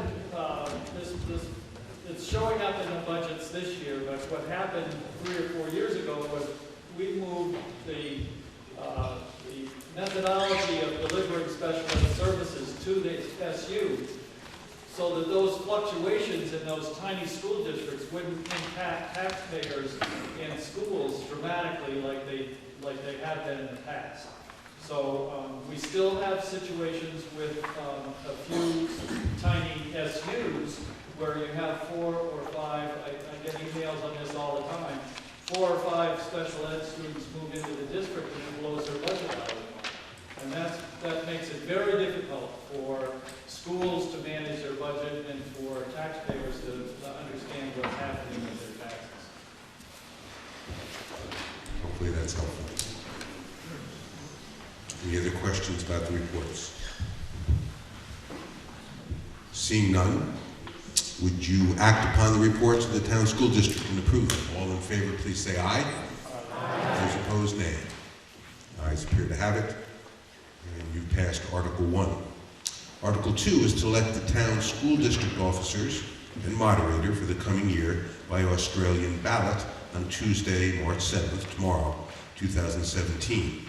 We have 1 school director for a 3-year term, 2 school directors at the elementary school, again, for a 1-year term, 2 school directors at the high school for a 3-year term, and 1 school director, 1 moderator.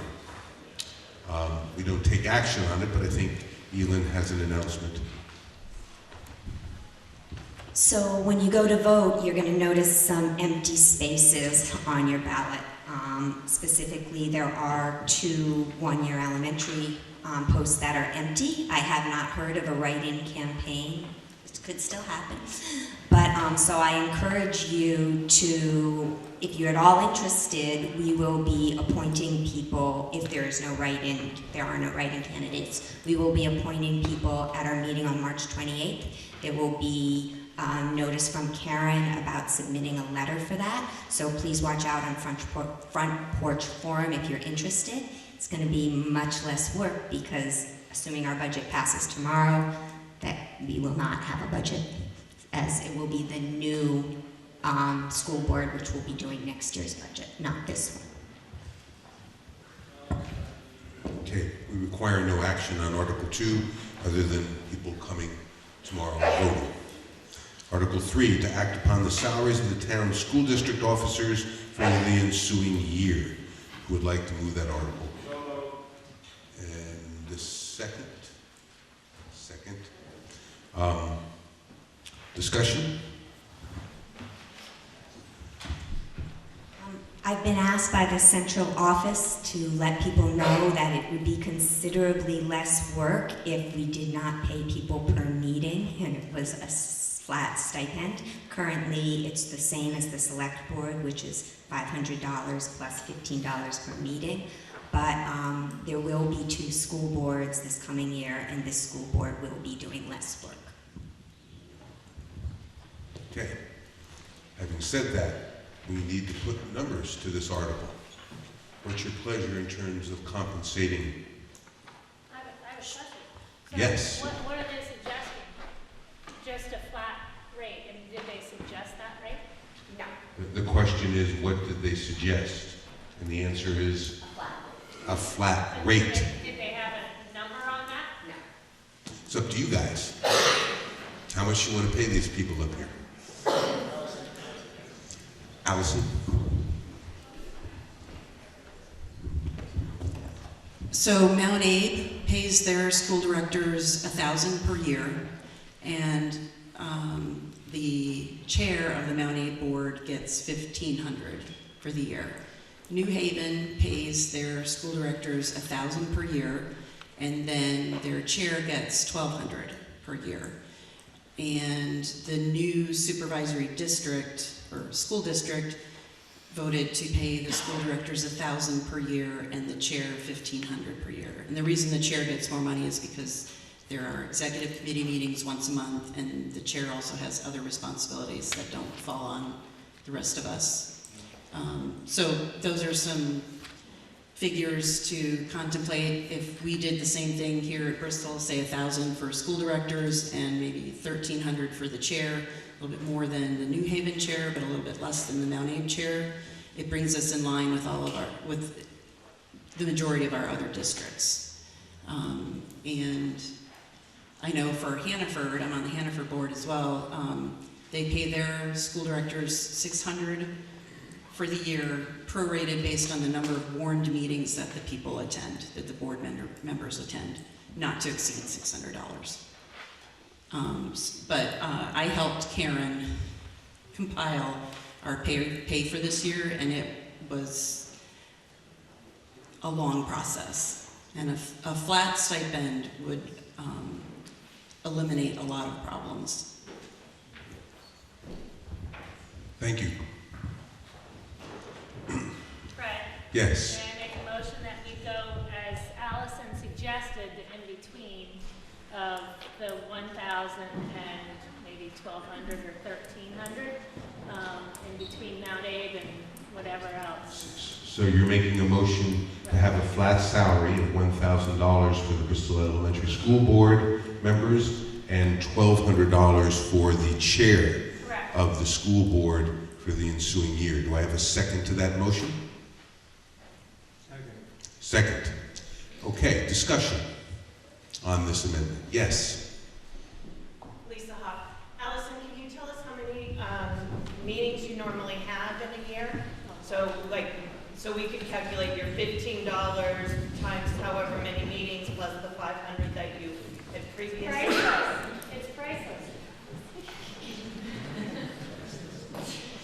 So we got the flat $500 for each person, and then we had 12 warned Bristol Elementary School meetings for the year, and because of the way the motion was made and approved last year, if you attended the meeting, you got paid the extra $15. Then Elin, as chair, has the executive committee meetings, and that is pretty much one a month. Could be two, but this year anyway, generally it was one. And then we also have the Addison Northeast Supervisory Union overall board, and for those warned meetings, there were three of those, and that's how we got paid. So, no. So, and we didn't include bargaining council, the policy and governance council, the Act 46 study committee meetings, and there might have been one other thing that we didn't put in there because we weren't sure how to, so we just went with Bristol warned meetings. I counted before Act 56 and I'd had 59 meetings, but I think that 22 of them were meetings that would be paid. Okay, any other questions? Yes, Lisa? So, if we went up to $1,000, that's an additional, the stipend had been $500 and then $15 per meeting. If you take that additional $500 and divide it by 15, that's 33 plus meetings. That's the math. So, if you had 33 plus meetings, you would have earned $1,000 last year. For everybody. Any other questions on this? Bob? Well, I'm confused. What does the school district consolidation have on bearing on this? Question is, what does the consolidation under Act 46, what bearing might it have on your vote here for compensation? Well, the question is actually on what the school board will be doing during the next year if there's a Right. That's what I said about there will be the two boards, and what I said about us having less work, that we will not, this is our last budget. The budget that starts July 1st, 2018 is going to be created by the new board.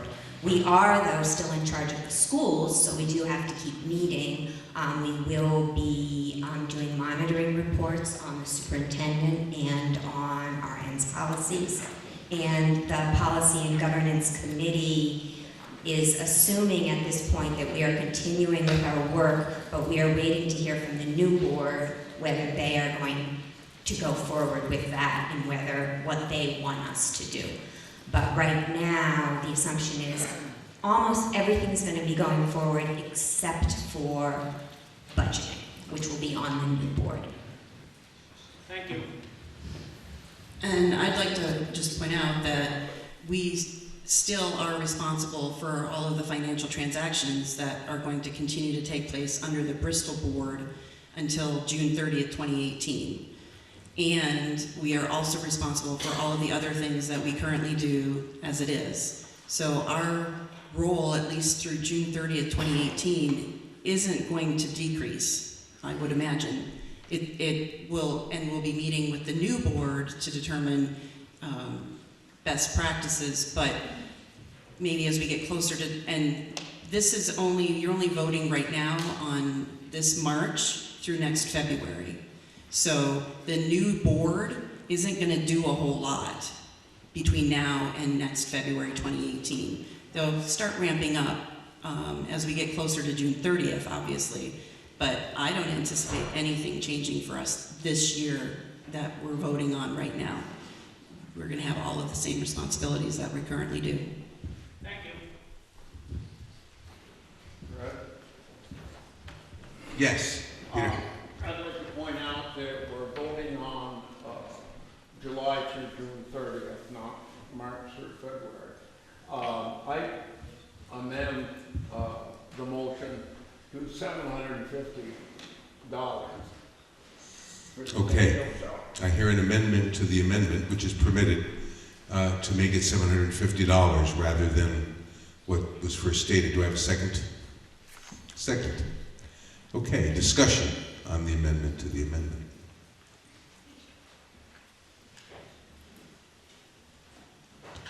Yes. And Wallace,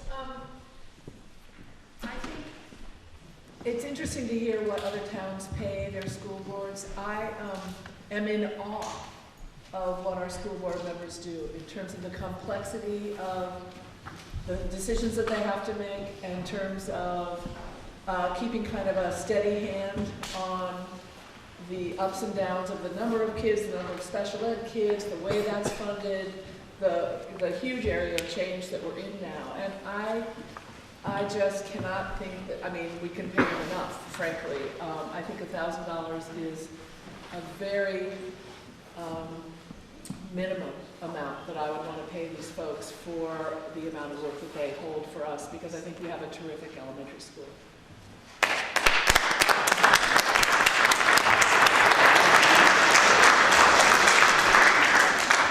Yes, sir.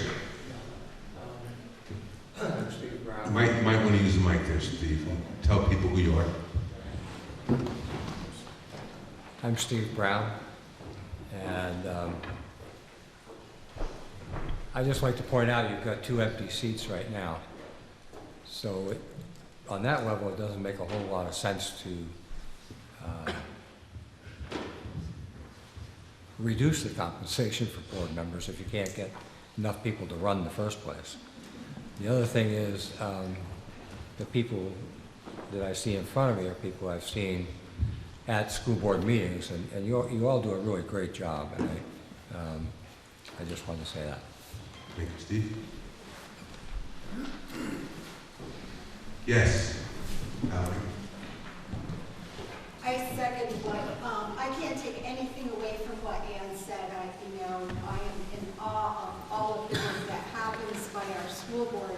But I do want to point out that we are paying our select board $500 per meeting, and our $500 stipend plus $15 per meeting, which comes to about $875 for the year.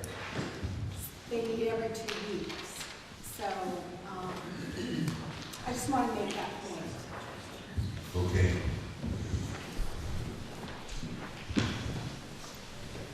Any other questions on the amendment to the amendment?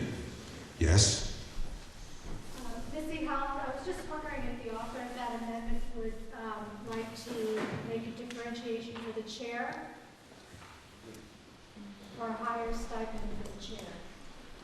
The question is, Peter, would you make any differentiation between the chair and the rest of the members? I would suspect that maybe it should be $100 added on. If I can revise that, I would say that $750 or $100.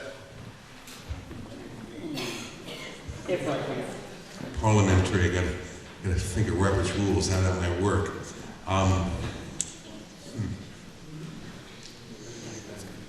So, maybe the thing to do is withdrawing your original amendment, and I'll let you propose a second one. I'd like to withdraw my proposed amendment if I could. Okay. Peter would like to withdraw his amendment to the amendment for revision purposes. Anyone object to that? Okay, Peter? I'd like to offer the board salary of $750 and the chair at $850. Okay. So the new amendment to the amendment is that the school board members would receive $750 a year starting in July, and that the chair would get $850. Any questions? Oh, yeah, did someone second that? Second. Okay. Any questions? So what we're voting on is this amendment to the amendment. If you agree with it, we will then move on to have that original amendment amended and vote once again. If you defeat it, we will go back to the original amendment, which was for $1,000 and $1,200. So that's the way this will work, okay? So, yes, question? Yes, I'm I'm sorry, I lost track. What is the school board, what have you been receiving? They've been Up until- receiving, I think it was $500 flat fee and $15 a meeting. That's the current compensation. Yes? Am I correct in thinking that at least most of the board members have been to over 30 meetings this year? That's what they said. They've been over 30 meetings this year. So what's being proposed is actually a reduction in their compensation. I'm not certain, but the math suggests that, I guess. But, no.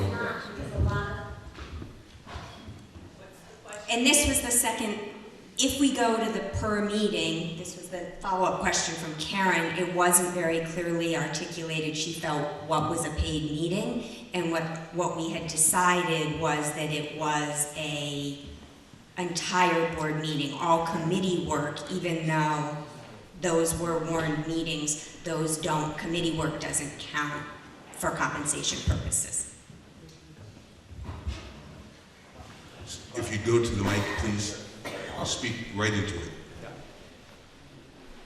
But it is fair to say that $750 is presumably less compensation than most of you received in the last calendar year.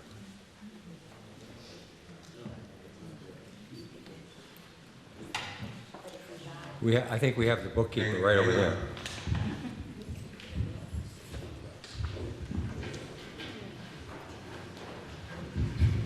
If you went to all 12 Bristol board meetings, that is $180 for the $15 per meeting, plus the $500 flat stipend. So the total, if you went to just our board meetings, would be $680. But that does not include all of the other meetings that you've attended. And we're not getting paid for all of those either. Elin gets paid for the executive committee meeting, which happens once a month. And then there are the Addison Northeast Supervisory Union meetings, of which there were 2 or 3. And not all of us are on that board. So a rate for a person going to just our board meetings would be $680. Elin would get more because of the executive committee, and then there are a couple more. I think it's fair to say that different school board members are getting paid differently depending upon what responsibilities they take on in addition to the regular meetings. Is that fair to say? Any other questions on this article, amendment? This is Brendan Galvin, Bristol. I just find it curious that we, voted on over millions of dollars of budget and with nary a discussion, and we spent about 5 times as much time talking about a couple $1,000s for people's volunteer time.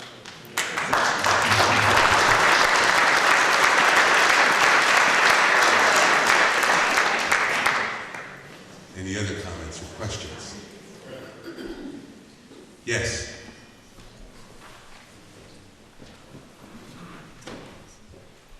John Chapin. I'd like to echo the sentiments of the gentleman that just spoke.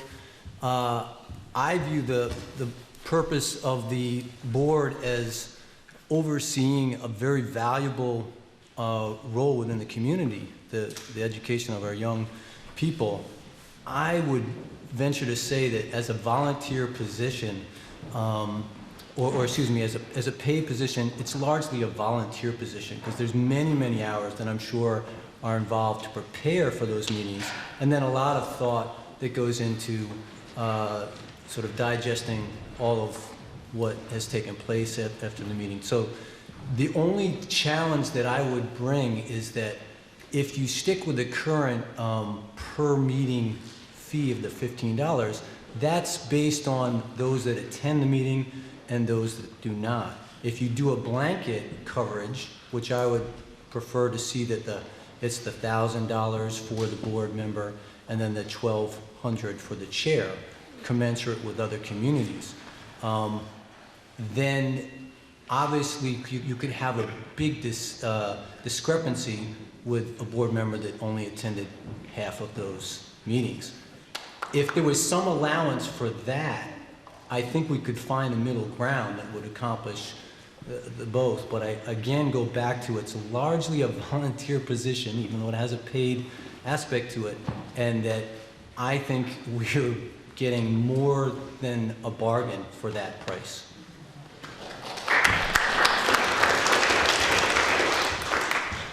Any other questions on the amendment to the amendment? Okay, Peter. Did he? Any other questions? Okay, I'll remind you what you're going to vote on here in a second. The amendment to the amendment, which makes it $750 for a school board member for the year, $850 for the chair. If you approve that, that will become the amended article, and we'll vote on it again. If you defeat that, we will go back to the amendment, which was $1,000 and $1,200. So when you vote, have that in mind. All right, all those in favor to act upon the salaries of the town school district officers to the effect of $750 a year for regular members, $850 for the chair, please say aye. Aye. Those opposed, nay. Nay. I think the nays appear to have it, and the nays have it, and you've defeated the amendment to the amendment as proposed. Now we're going to go back to the amendment, which would have the salaries be $1,000 and $1,200. Any discussion on this before we vote?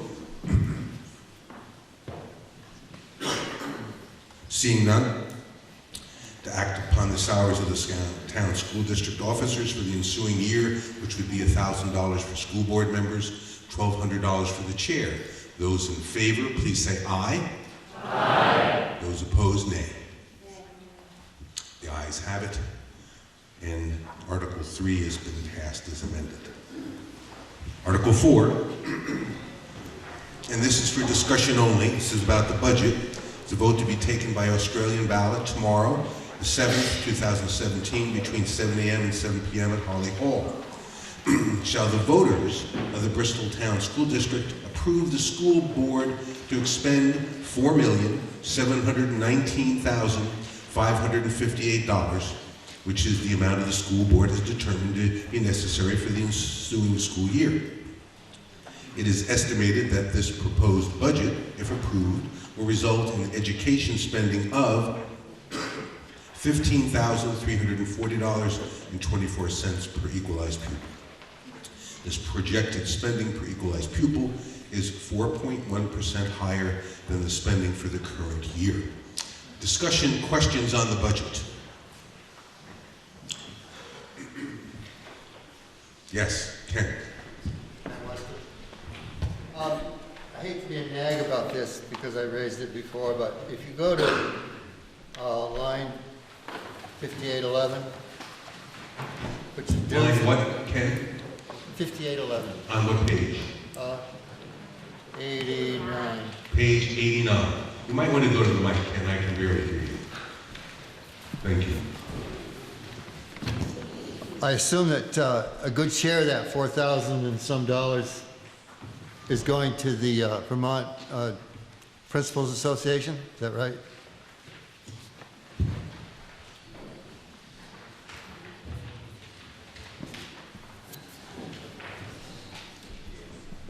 Yes.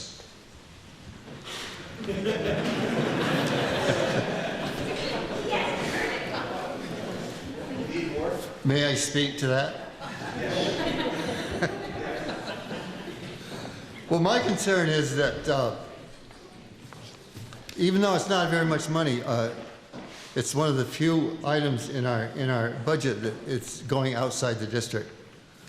And to me, I sometimes question whether the state, used to be the Headmasters Association, is using that money in the way we really want them to. If you listen to the radio much, you'll see that they do a lot of advertising for sports and athletics. But to me, if they're fairly representing the non-scholastic part of our educational system, that they should be speaking a little more strongly towards the other aspects of of education as well as sports. And not that I'm against athletics, but I just noticed from their advertising, which they must use this money for, that if we could put pressure on them somehow to expand their way of getting to the public, it would be a better use of that money. I can say that Mr. Ken Page, who you may know is the current director or executive director of VPA, which I'm getting to know some now that I'm a member of VPA myself. I'm also at St. Michael's College with the gentleman who will be taking over for Ken Page as executive director, who will be current superintendent of Franklin Northeast, Mr. Jay Nichols. And I'm sure that's something we can possibly address, but I do know in the short time I've been here that they are responsible for, as you said, athletics and some of the promotions that go along with that. And that's something we can consider. But again, just to make sure we're clear, this is something we opt into as a way of networking, sharing, practice what's happening around the state, as a way of learning and working with other leaders within the state of Vermont for some consistency and shared practice. But it is an option, it's not a mandate. So it is something that we can consider for the service that we are getting from VPA. Yes, Peter? Yes.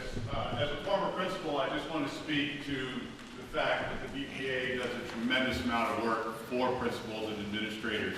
It's not on the radio, it's not advertised, people don't pay admission to go see it, but it's the silent part of that, and that's what the director does. It's the assistant director who does all the activities, which we hear about, but it's a tremendous organization and well worth the money that's spent. Thank you. All right. Any other questions on the budget at all? Yes, Dave?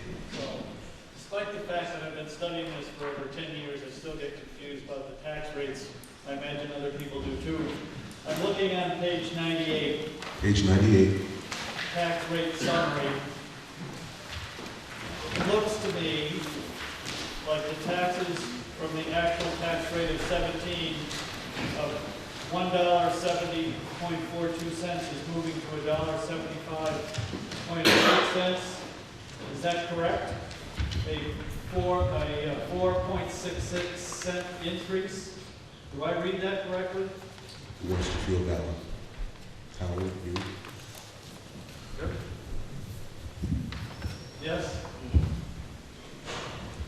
But we got new numbers March 1st, so who knows? But that's if I get my calculations correct, that's a 2.7% increase. I took the 4.66 cents and divided it by the $1.70.42, and I got a 2.7% increase in taxes. Is that correct? Can everyone hear Dave? Oh, he's questioning the tax rate on page 89. 98. 98. What do you ask? The percentage increase in taxes, I took the 4.66 cent increase, divided it by the $1.70.42, gives me a 2.7% increase in taxes. Is that accurate? I don't have a calculator to do, but it probably is. Yeah. So. Okay, thank you. I just wanted to understand.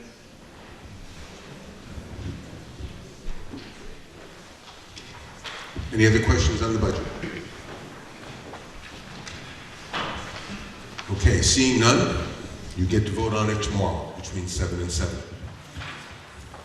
Article 5, to see if the voters of the Bristol Town School District will authorize the Bristol Town School District Board of Directors to borrow money for the issuance of bonds or notes not in excess of anticipated revenue for the school year as provided in 16 VSA 562-9. So move. Second? Second? Okay. Any discussion on Article 5? The capacity for the directors to borrow money. Seeing none, Will the voters of the Bristol Town School District authorize the Bristol Town School Directors, Board of Directors to borrow money for the issuance of bonds or notes not in excess of anticipated revenue for the school year as provided in 16 VSA 562.9? All in favor of Article 5 as read, please say aye. Aye. Those opposed, nay. The ayes have it, and Article 5 is passed. Finally, to hear and report on any further business which may legally become before this meeting.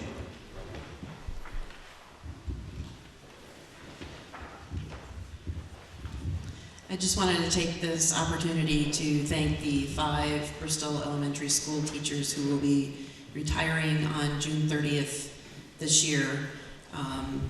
We have Mary Jane Broughton,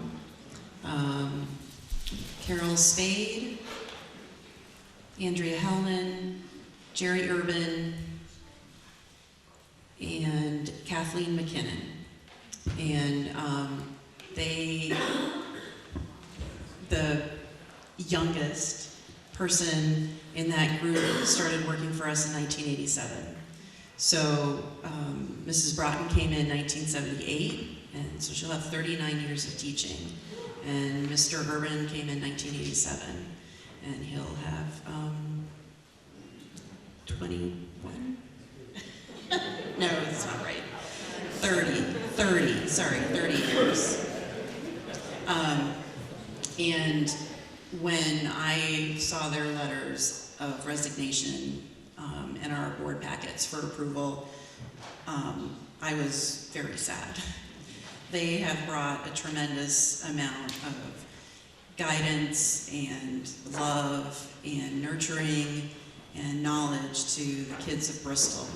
And we are very blessed that they have been with us for so long. And as much as I am glad that they are starting this new chapter, exciting new chapter, they're leaving a big hole, and we'll have to, it'll take some time to get used to, but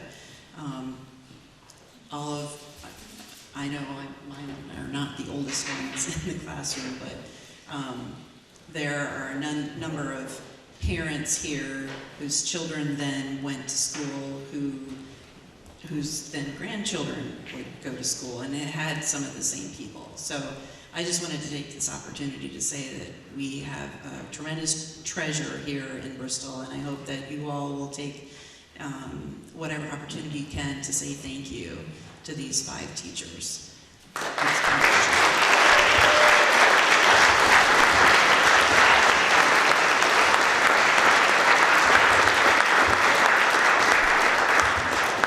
Any other comments before the school board leaves and we resume town meeting? I just wanted to say thank you. Okay.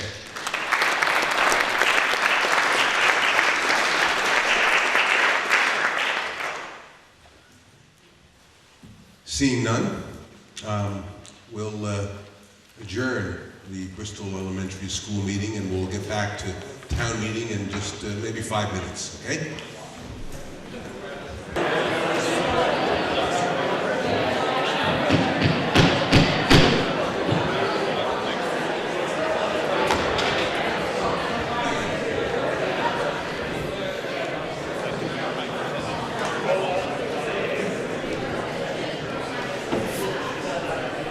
Okay.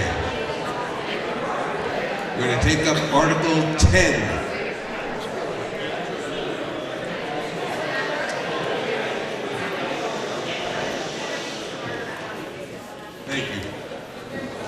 Article 10, will the voters appropriate the following sums to be placed in various town reserve fund accounts as noted?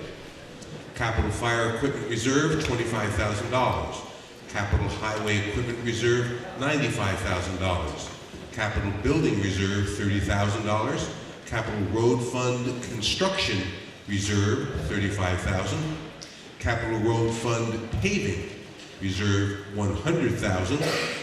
Conservation Reserve Fund, $10,000, and the Technology Fund, $5,000, for a total of $300,000. Who so moved? Second. Okay, so we have Article 10 on the floor. Do I have questions concerning these reserve funds? Yes, Ken. Please come to the mic. Thank you. I'd like to offer an amendment to... Speak right into the mic. I'd like to offer an amendment to this article. Okay. On the fourth line down, Capital Road Fund. Construction? Right. Yes. To alter the reading of that line and have it read Capital Road and Sidewalk Fund Construction. Okay. And, okay. Yes. and that a minimum of 10% of any funds designated for that fund be set aside for sidewalks. Okay. And that the amount to be raised this year be rewritten to $40,000. Okay.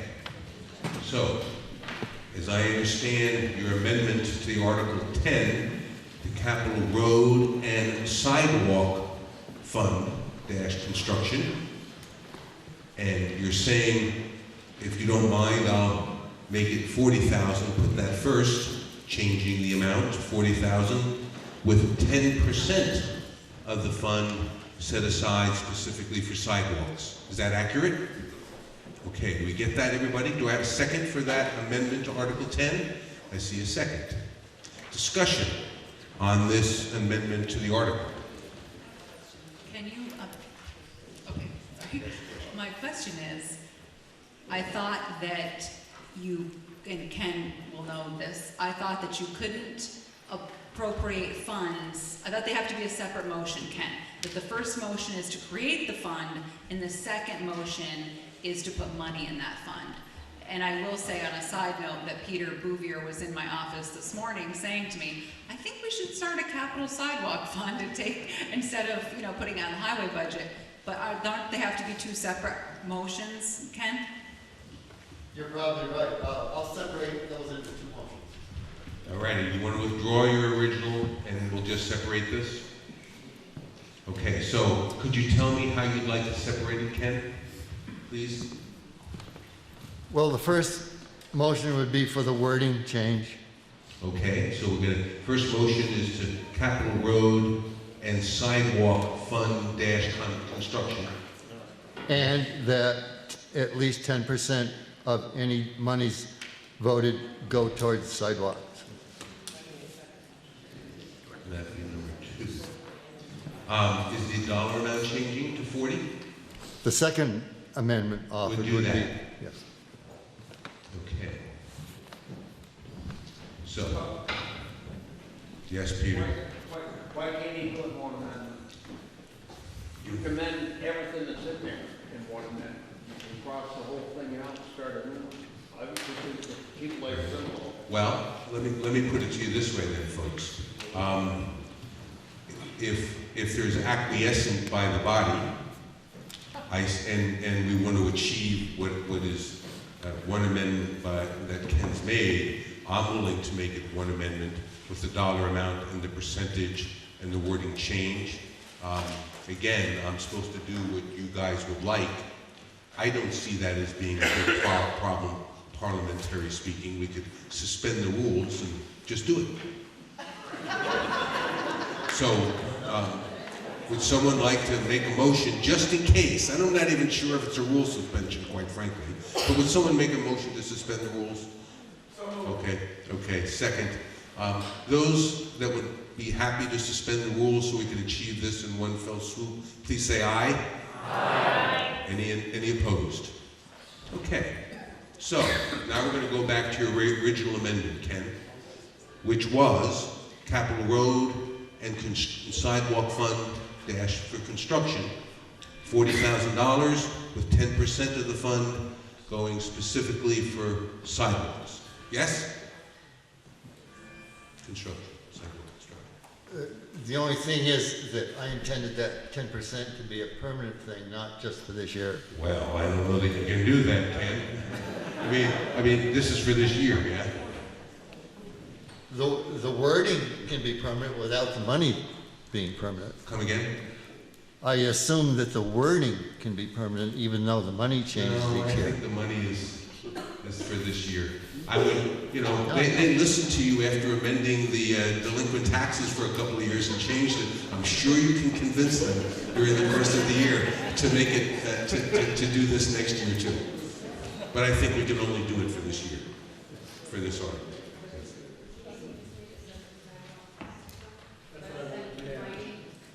Well, yes, but I think that would, this is in the article. That would almost take a brand new article, and we don't have a brand new article warrant.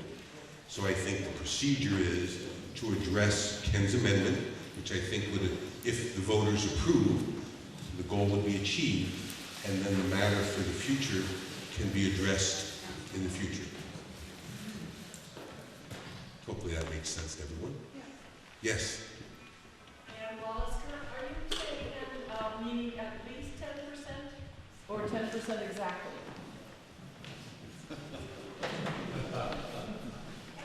I said at least 10%. I assume the select board can make a decision to add more if they desire to.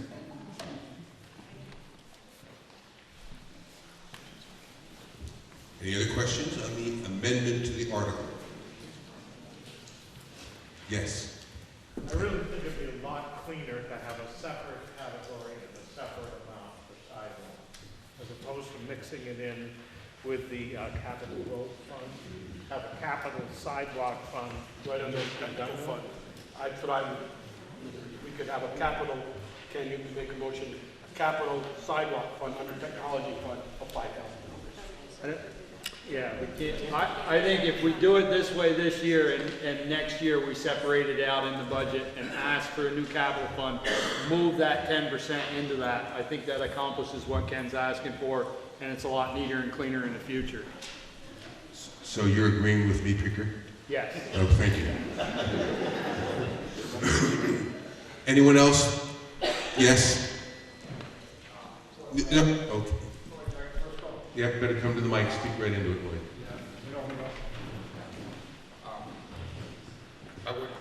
I would think a separate category would be much better.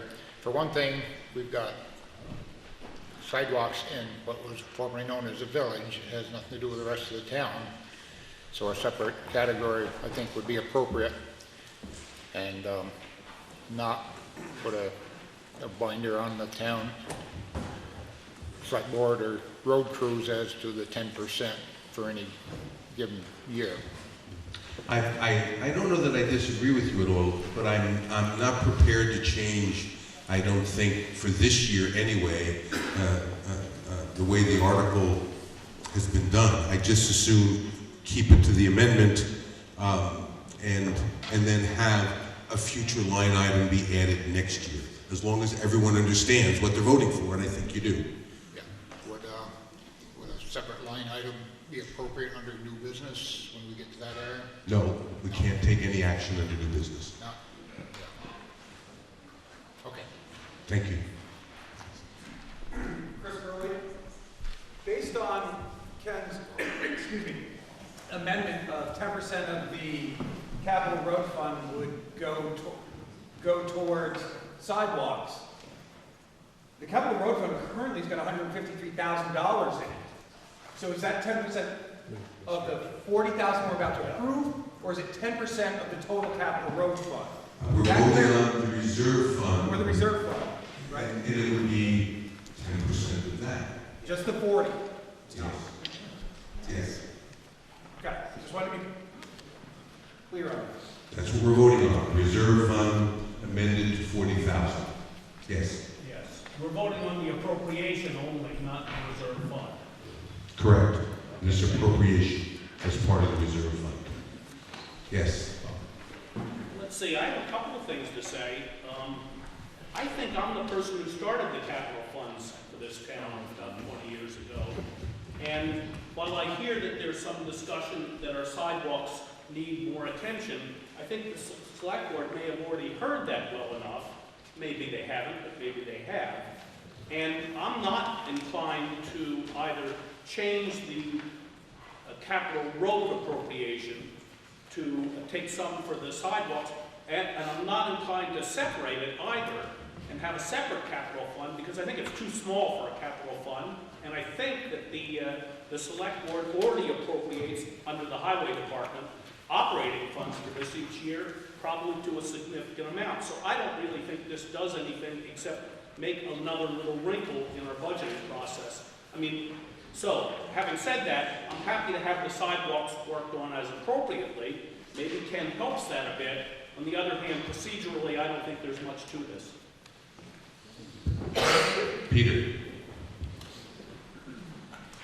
Peter, I'm wondering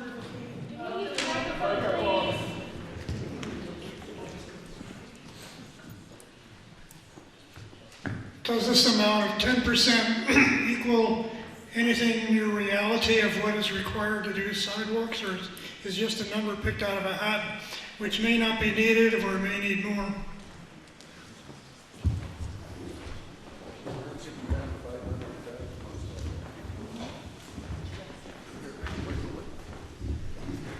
We have $17,000 budgeted for sidewalks in 2018.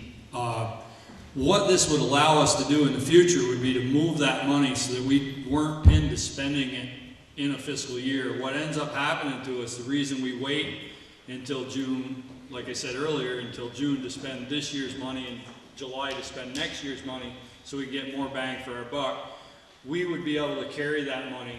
We would be able to transfer the money we put into the sidewalk fund. In essence, with the $4,000 that Ken's asking for in this fund and the 17 we had, we could conceivably put $21,000 in a sidewalk fund that would set where we wouldn't be pressed to spend it if we didn't spend it, have it go back into the undesignated fund balance. Therefore, that money would always be available to us for sidewalks.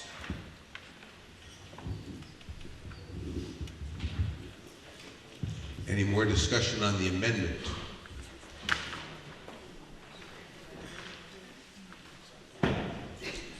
Yes, Bob. We're talking about construction, are we talking about brand new sidewalks, or are we talking about repairs of existing sidewalks? Is it brand new or repairs?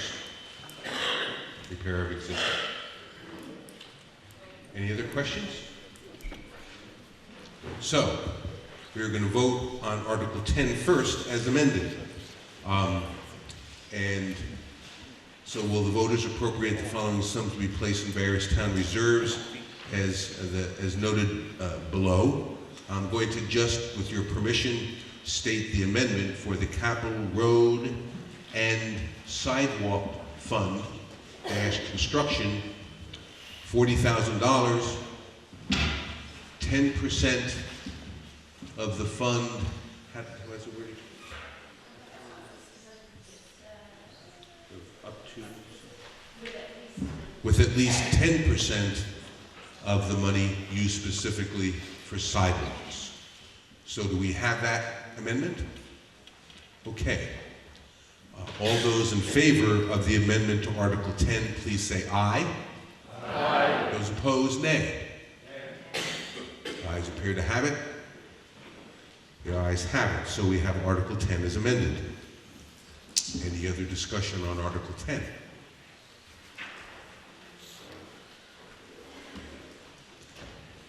Seeing none, will the voters appropriate the following sums to be placed in various town reserve fund accounts as noted? Capital fire and equipment, $25,000. Capital highway equipment, $95,000. Capital building reserve, $30,000. Capital road and sidewalk fund for construction, $40,000, with at least 10% to be spent on sidewalks. Capital road fund paving, $100,000. Conservation reserve fund, $10,000, and the technology fund, $5,000, for a total of $305,000. All those in favor, please say aye. Aye. Those opposed, nay. The ayes appear to have it, and you passed Article 10. Article 11, will the voters appropriate thereto the sums of a 2-cent levy on the tax rate for fiscal year commencing July 1st of 17 to fund the Fire Vehicle Capital Reserve Fund? So moved. A second. Questions on Article 11 for the Vehicle Capital Reserve Fund for the fire department? Ann. And Wallace, my question is, what's this about? Look at us. This end was started, this I think is our third year now, to put money aside for capital fire trucks only. You voted in Article 10, a fire equipment reserve, that was more for air packs, gear, and the large ticket items that make a budget go out of sight when they have to order a new air pack. So the capital reserve fund for fire is for vehicles only. Instead of bonding for one and making the budget shoot up, because the tanker that we're presently paying off has got 2 more payments, and that's about a $38,000 a year payment. This, when we get ready to buy our fire truck, our goal is to have the money to buy it. So we can say to the vendors who are going to bid on a truck, we've got ready to pay that truck instead of bonding for it. And then they give us a better rate on that also. But the fire equipment is expensive, and this way, instead of bonding for it, our goal is to have it paid for when it's ready to trade.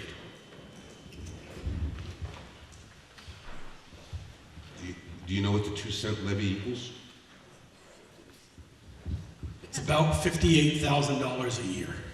58, 59,000. Our goal is, as the grand list grows a little bit, that will grow a little bit. And this really isn't my brainchild. I got this, Middlebury's been doing this for a number of years, and they've been paying for a new ladder truck in October, and the thing, they can write them a check right now. They've got the money. So, yeah, we don't earn the money, and our grand list doesn't. It's like theirs.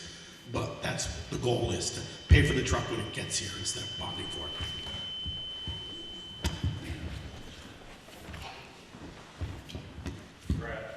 Yes. Do we need to replace any of the fire trucks in the near distant future? The question from Steve Leopold is, do we need to replace any of the fire trucks in the near future?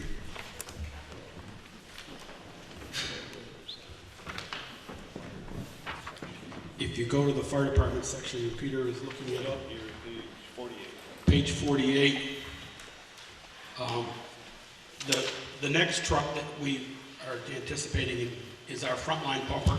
It's the one that goes to every call. That will be 20 years old come January 2018, and our goal is to keep them no longer than 25 years. And we want to, about 2021, 22, have a new one in the garage. And just then the trucks that we don't use as much, they are a little longer longevity of those. But that's our goal, 25 years.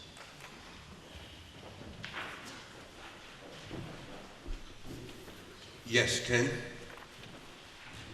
I asked this question last year. I don't remember what the answer was. If this is a better way of assessing a tax by assessing so many cents on the grand list, why doesn't that apply to all our capital funds the way we raise the money rather than voting a dollar amount?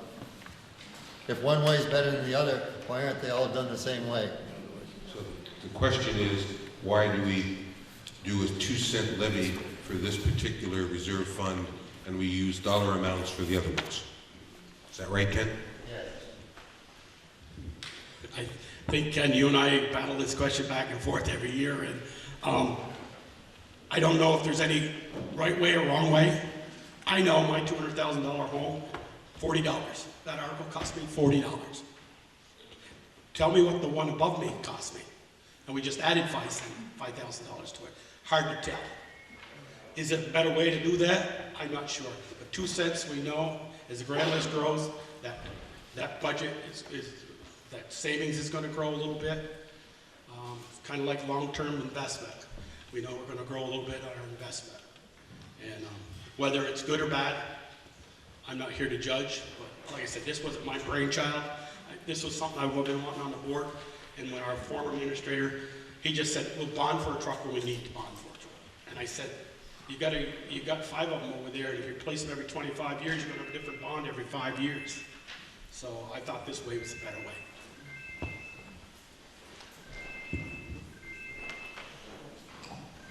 Yes, Bob? Well, I don't think that was the question that Kenneth just asked. He asked why it wasn't a set figure. Not, he didn't ask that we should either bond or set aside for capital. He said, how do we set aside for capital? Why is this different than the other capital appropriations? What is the select board's thought on that?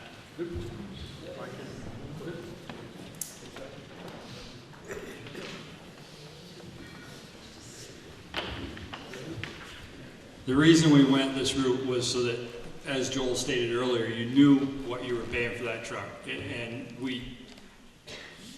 we've talked to this with our assistant treasurer. He doesn't like this method either. So we've heard this.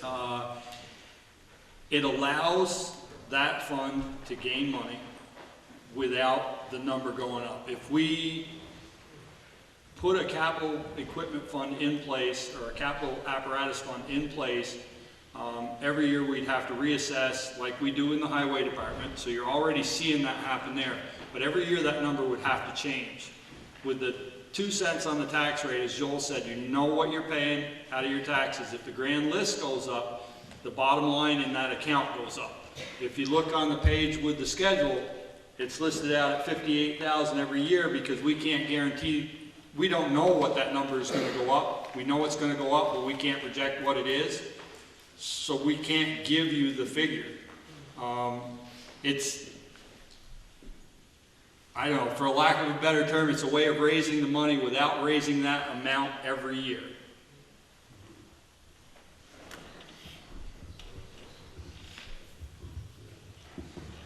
Is what people voting on, are they voting on for this to always be the case, or are they voting on this for it to be 1 year? Is this a 1 year allocation? 1 year. This is a 1 year allocation. Any other questions?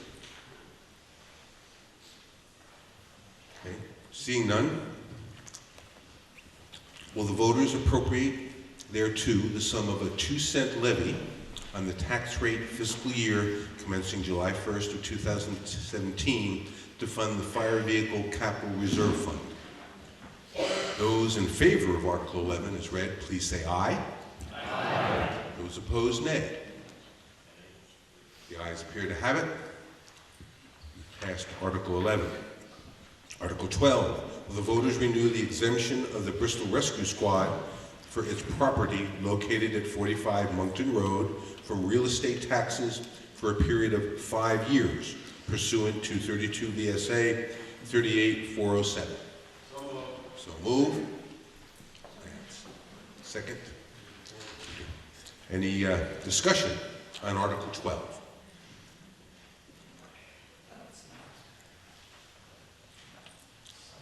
Oh, yes, sir.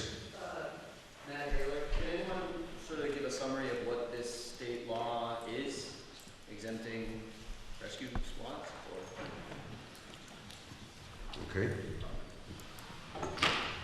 Sure. It's Matt, it works for certain organizations within the town, and what happens is the town has the right at town meeting to vote to exempt certain property like this.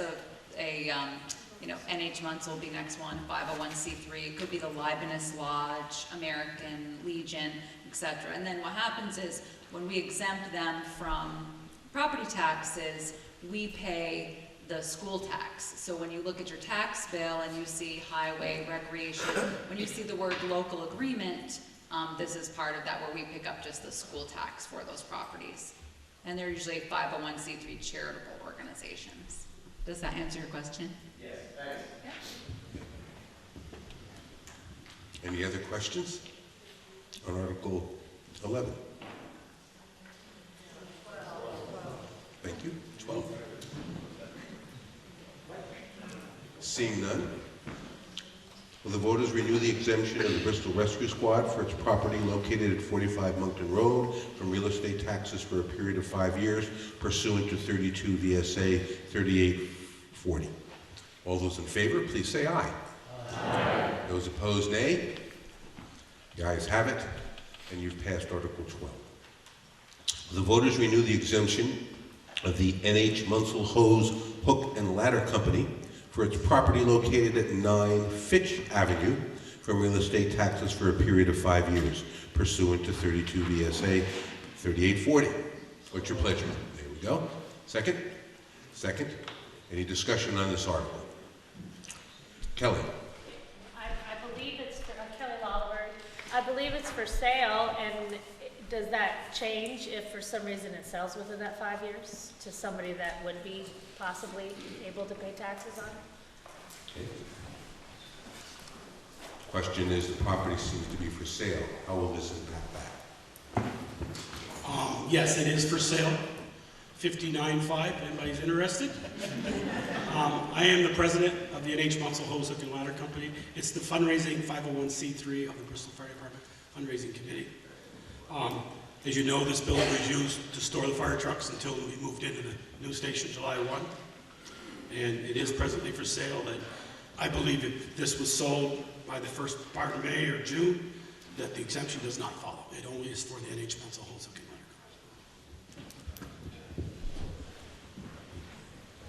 So if once the building is sold, the exemption ends? Correct. That's the answer. Any other questions? Seeing none, will the voters renew the exemption of the NH Munsell Hose Hook and Ladder Company for its property located at 9 Fitch Avenue from the real estate taxes for a period of 5 years pursuant to 32 VSA 3840? Those in favor of Article 13, please say aye. Aye. Those opposed, nay. Ayes appear to have it. You passed Article 13. Article 14. Will the voters approve an appropriation of $135,073 for the Lawrence Memorial Library for its annual operating budget, said sum to be raised by taxes? Do I have a motion? Move. A second. Okay. Any discussion concerning the Lawrence Memorial Library's budget?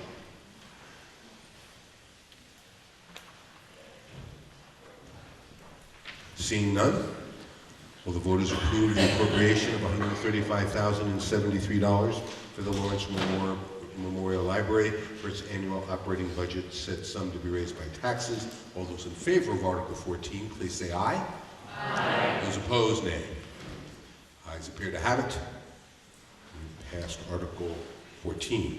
Article 15. Will the voters approve an appropriation of $15,000 to the Bristol Recreation Club, Inc., to cover maintenance and improvements to the grounds and facilities located at the Bristol Recreation Field, and to add to the club's capital expenditure fund for future improvements? So move. Second. Okay. Discussion on Article 15.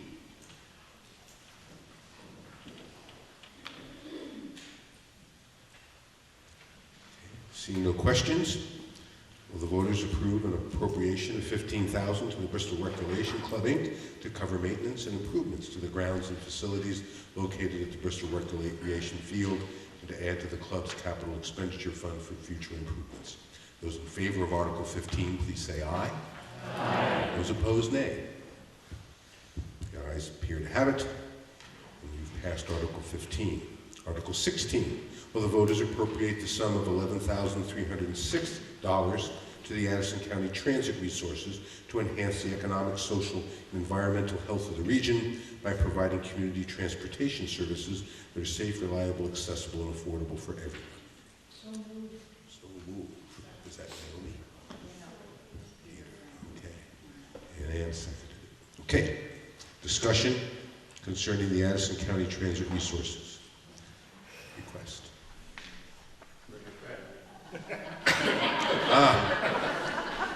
Okay, Naomi, why don't you go to the mic? I know you're going to be more than a second. Hi, Naomi Drummond. Please go to the mic, Naomi. That'd be good. Thank you. You're entirely welcome. I'm Naomi Drummond, the Bristol representative to Addison County Transit Resources, our local public transportation provider. Just to cut to the chase, you know, this is mainly is shuttle bus the Tri-Town and all of the county, and going into Chittenden County and also Rutland County. We now serve all areas. Just, you should know, last year Addison Actor provided its 2 millionth ride over time. That's for quite a while. And just to know, in last year in Bristol alone, and this is all of our services, the Tri-Town Shuttle, the commuter to Burlington, Bristol boardings, and door-to-door dial-a-ride, which is a program that helps elders or people with disabilities or anybody either eligible for Medicare, Medicaid to go to doctor appointments and these sorts of things. And we've increased our service on the Tri-Town Shuttle. We have midday service. We have 6 in the morning and 6 in the afternoon, so you can get where you're going and back again. And this past year, Bristol riders alone, there were 20,262 rides in Bristol. So that's a pretty good deal. And just go for the money. Thank you.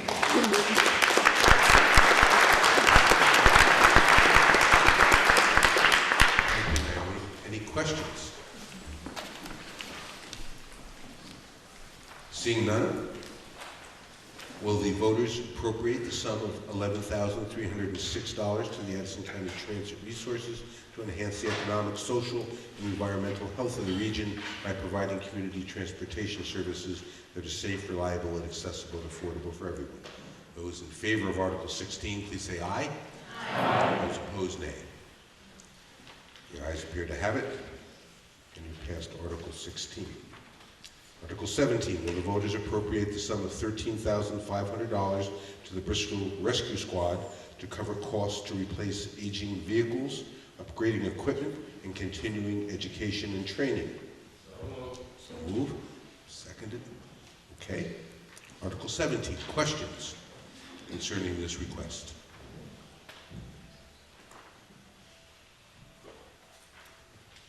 Seeing none, will the voters appropriate the sum of $13,500 to the Bristol Rescue Squad to cover costs to replace aging vehicles, upgrading equipment, and continuing education and training? Those in favor, please say aye.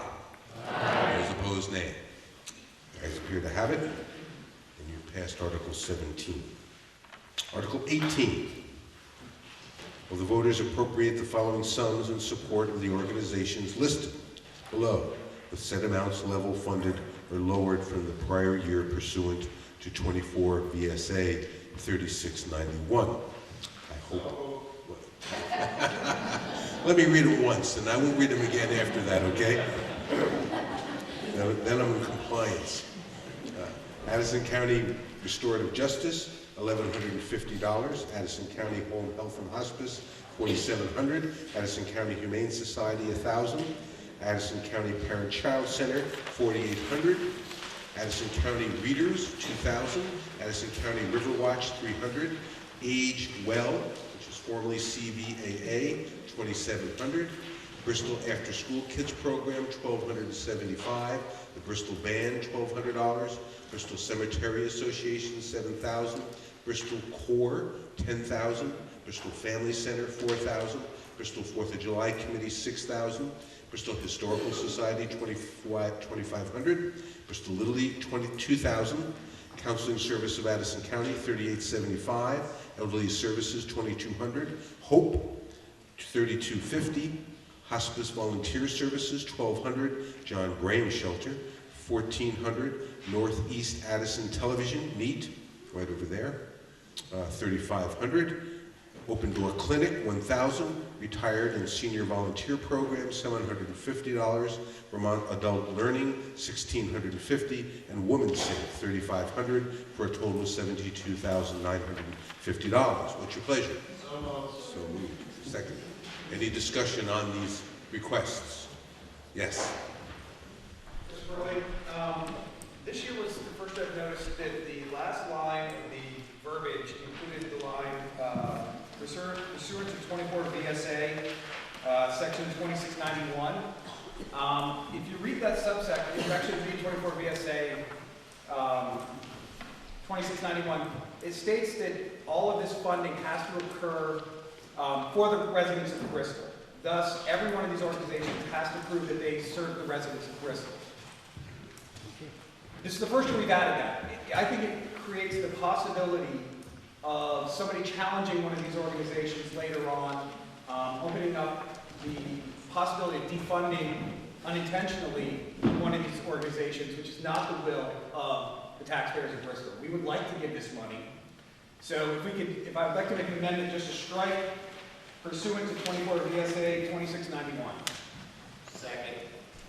Okay, we have an amendment and a second to just strike the reference to, or I guess say pursuant to 24 VSA 2691.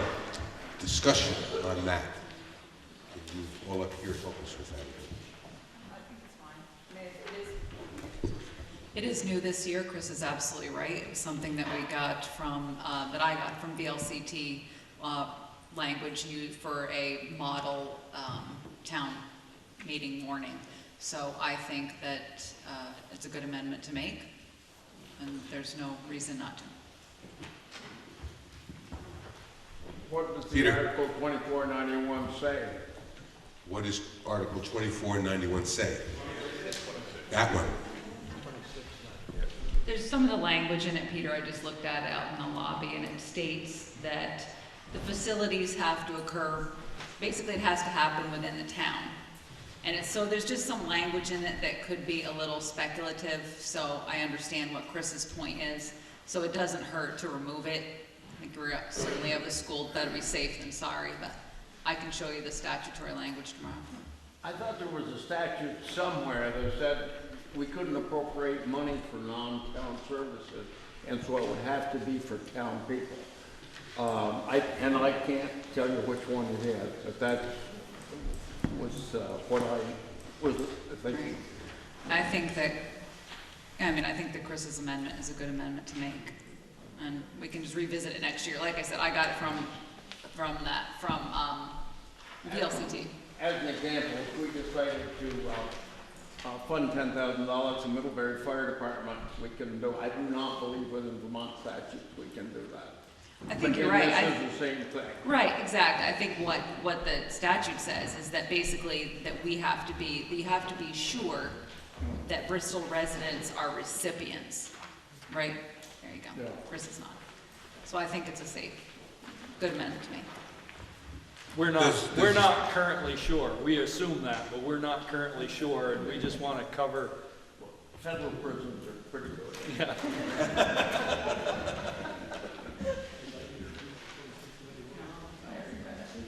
All right, so any more discussion on the removal of the reference to the state code there?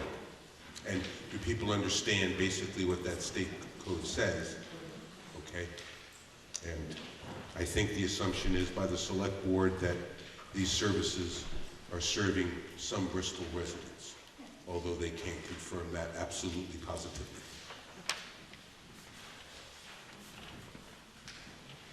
Okay, so we're going to vote on the following.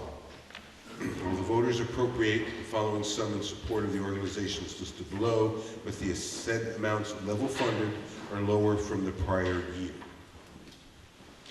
That's the article plus all the numbers that follow. Yes? Is this the amendment? This is the amendment. We'll go back to vote the article once you've given me guidance on what you want to do with the amendment. Okay. So, all those in favor of Article 18 as amended, please say aye. Aye. Those opposed, nay. I believe the ayes have amended Article 18. Any other discussion on Article 18 as amended?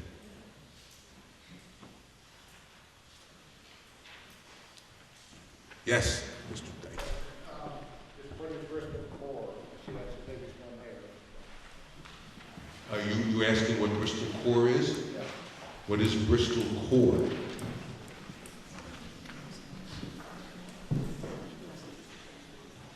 Okay, it used to be called the Downtown Bristol Community Partnership. It's the organization that kind of does downtown and I think helps it conform to the downtown designation we have and stuff like that. Page 67 has a description. Page 67 has a description. Thank you. Any other questions on this article? Do I have your permission not to read all the numbers? Okay. So, Article 18, will the voters appropriate the following sums in support of the organizations listed below with said amounts level funded or lowered from the prior year? Those in favor of that article as amended and the numbers that follow, please say aye. Aye. Those opposed, nay. The ayes appear to have it. And we've passed Article 18. We have 3 more articles. These are for discussion only, and you all may have some questions concerning these as they pertain to very important matters. So why don't we go to Article 19? And I think these are matters that you'll be dealing with tomorrow. Will the vote, Article 19, will the voters of the town of Bristol re-adopt the Bristol Town Plan first adopted by the voters of the town of Bristol on November 5th, 2012, amended now only by the removal of the zoning map and references to said zoning maps. The copies of the document may be seen at the Bristol town offices or on the website listed here. I'm not sure if those maps are also in the back of the hall, whether they're the appropriate ones. Those are the appropriate ones back there. Would someone move the article, please? And second? Okay. So for discussion, do people have questions concerning the readoption of the town plan?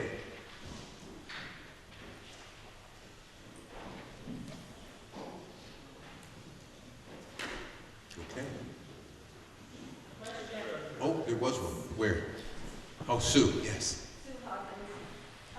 Is there anybody here from the planning commission who could just talk to the changes?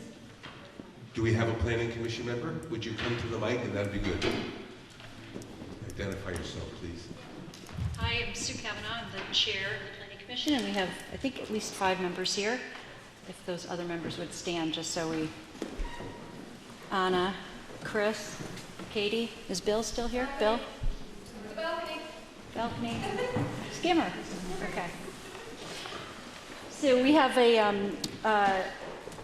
I think the most important thing is the next article, which we can talk about, which is the, well, as important, but is the adoption of amendments to the zoning regulations. And one of the things that we were, from a planning commission point of view, trying to avoid was having 2 sets of zoning maps if the zoning regs were to pass tomorrow.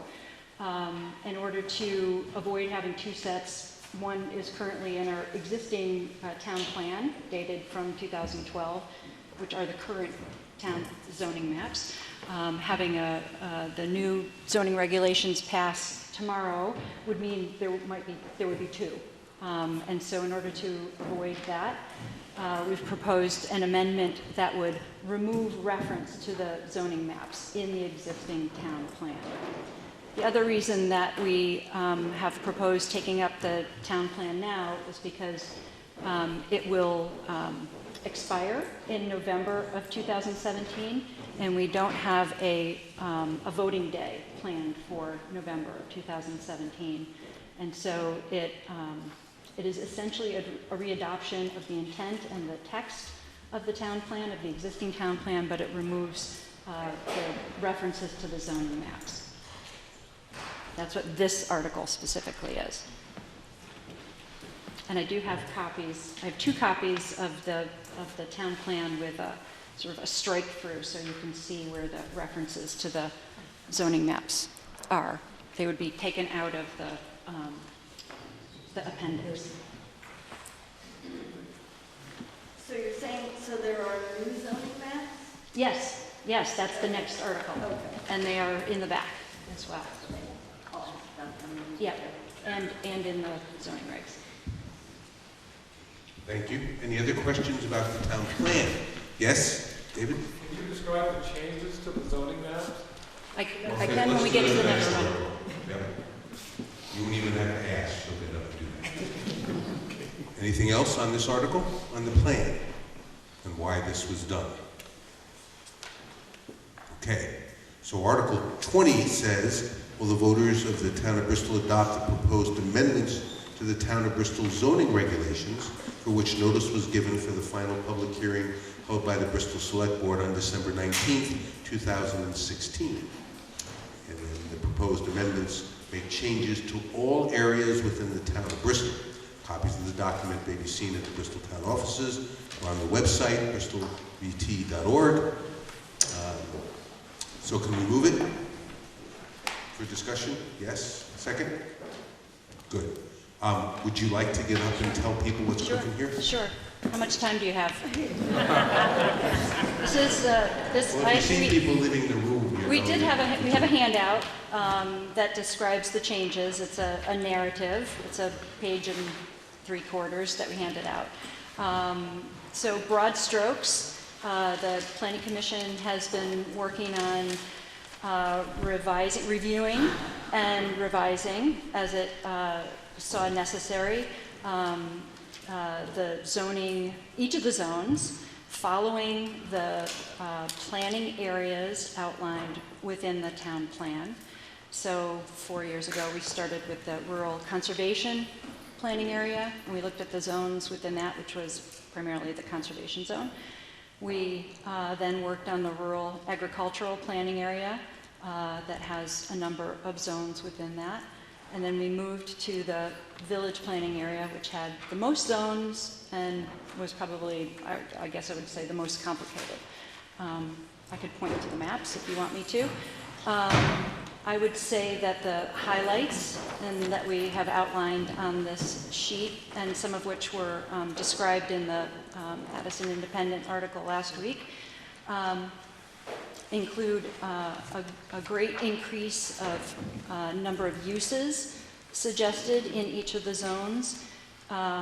We collapsed and simplified some of the zones that had similar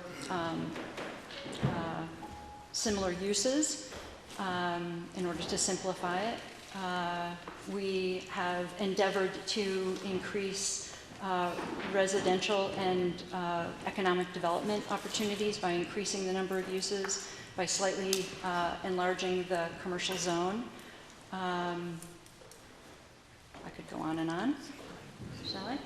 Simplified, we hope, a simpler to read document so that permit applicants can more easily and more quickly see what they need to do or what's permitted in the zone that their property is in, hoping that so applicants can use the document better, and town administrators and future planning commission and zoning board of adjustment members may also be able to use it more easily.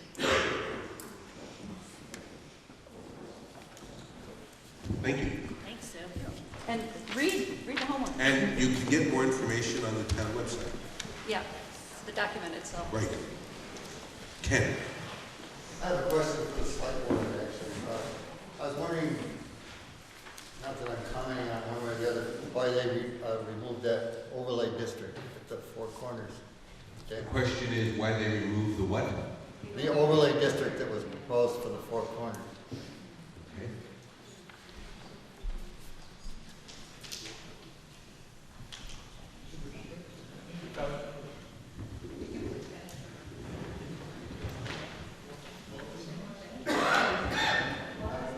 I think the main reason, Ken, is we felt it was too restrictive, and the fact that they didn't want any box store type things coming in there to draw away from downtown, we totally agreed with, but you could go a couple hundred yards down the road on 116 South and you could put one in there, and it just didn't make sense to us, so we wanted to remove the just how tight it was on that. And some of the existing businesses were going to be affected negatively, so we decided to pull the overlay off.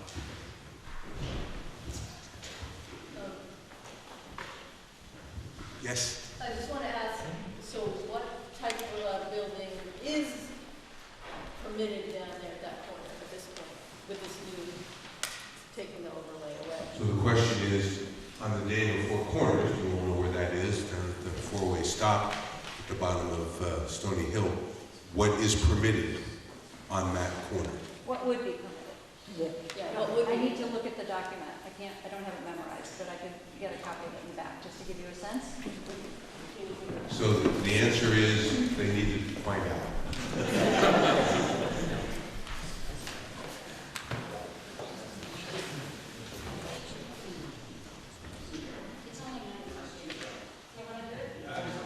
It's the RA5 and the commercial. I was just generally wondering, is it box stores in the building there? No. So that will not be. So it's complicated, right? It would be, there would be a number of uses available in commercial. Speak right up into that microphone. Yes, sorry, it feels like it's really loud to me. Okay. Okay, how's that? Better. Okay, sorry. Thank you. There's a full list of uses that would be allowed in the commercial zone, which would be, I'd have to get the map too, 3 corners of it. And the northeast corner is still zoned RA5. The zoning has not changed at the Daniels Four Corners. We did not change the lines or the zone there. What we did was increase the number and type of uses that would be allowed in those zones. So we had proposed an overlay area at the Daniels Four Corners, which was eliminated when the select board considered our recommendations. So what I can speak to and what the town will be voting on is the existing, the commercial zone in that, on 3 of the corners, and RA5 in the 4th corner. So I can describe to you or list to you what we have proposed there. It does include in commercial anything from home occupation, home business, accessory use, government offices, office, personal services, catering, in facility, recreation, retail store class 1, wholesale facility, warehousing, self-storage, light industry 1, class 1, and class 2. I mean, a variety of things. That would be for the whole commercial district, which would apply to the 3 of those corners. RA5 has less business uses. Okay. Steve? Who owns the 2 corners that were farmland? Are those private or those town? Who owns Private. them? It's all 4 corners are privately owned. They all are private. Mm-hmm. Any other questions about, on Article 20, about the zoning plan that you'll be voting on tomorrow? Again, I'm sure Sue will be happy to stay longer and answer specific questions. It's only been 4 years. Happy to. And you can go to the website. I'm not joking. This is really, really important, and the Planning Commission is proud, I think, of the work that we've done. Okay. Thank you, Sue. Okay, we're going to go to Article 21, just to transact any other non-binding business that may legally become before this meeting. I think we have a comment, right? So the select board would like to take a moment to thank Therese Kirby. Last Monday night, she told us she decided not to renew her contract with the town. So she's going to be leaving us the end of June. So we didn't want to wait until next year. So we decided we wanted to say thank you. We appreciate her dedication and her caring for the town. She's really created a teamwork with all the employees and all the departments, and I think everybody's really going to miss her.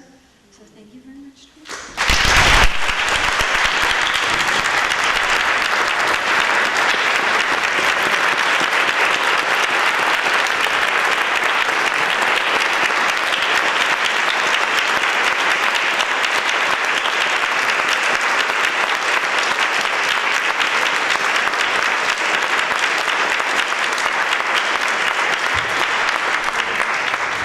Any other non-binding items? Yes, sir? What, I know you're a candidate for select board. You can't advertise here. No, you can't.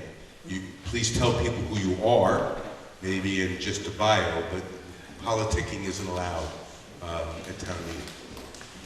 Would you like to say who you are? Sure. Yeah, I did it as a school board person back then, so. Well, my name is Lance Lolliverty, and I'm not politicking. And I'm a Marine. I did 8 years in Marines. I served my country. I a veteran of Desert Storm, Desert Shield. I have 20 years experience as an electrical engineer. I hold a bachelor's and I hold a master's degree.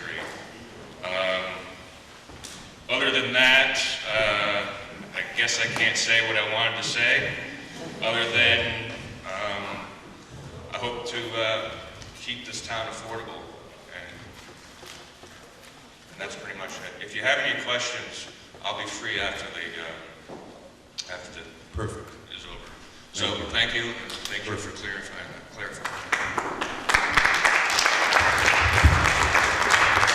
Any other business?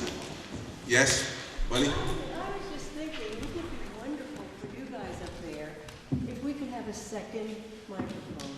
Yes, you're right. Can we manage that? I'm going to try to get affordable with microphones next year, too. Yes. Thank you for your suggestion.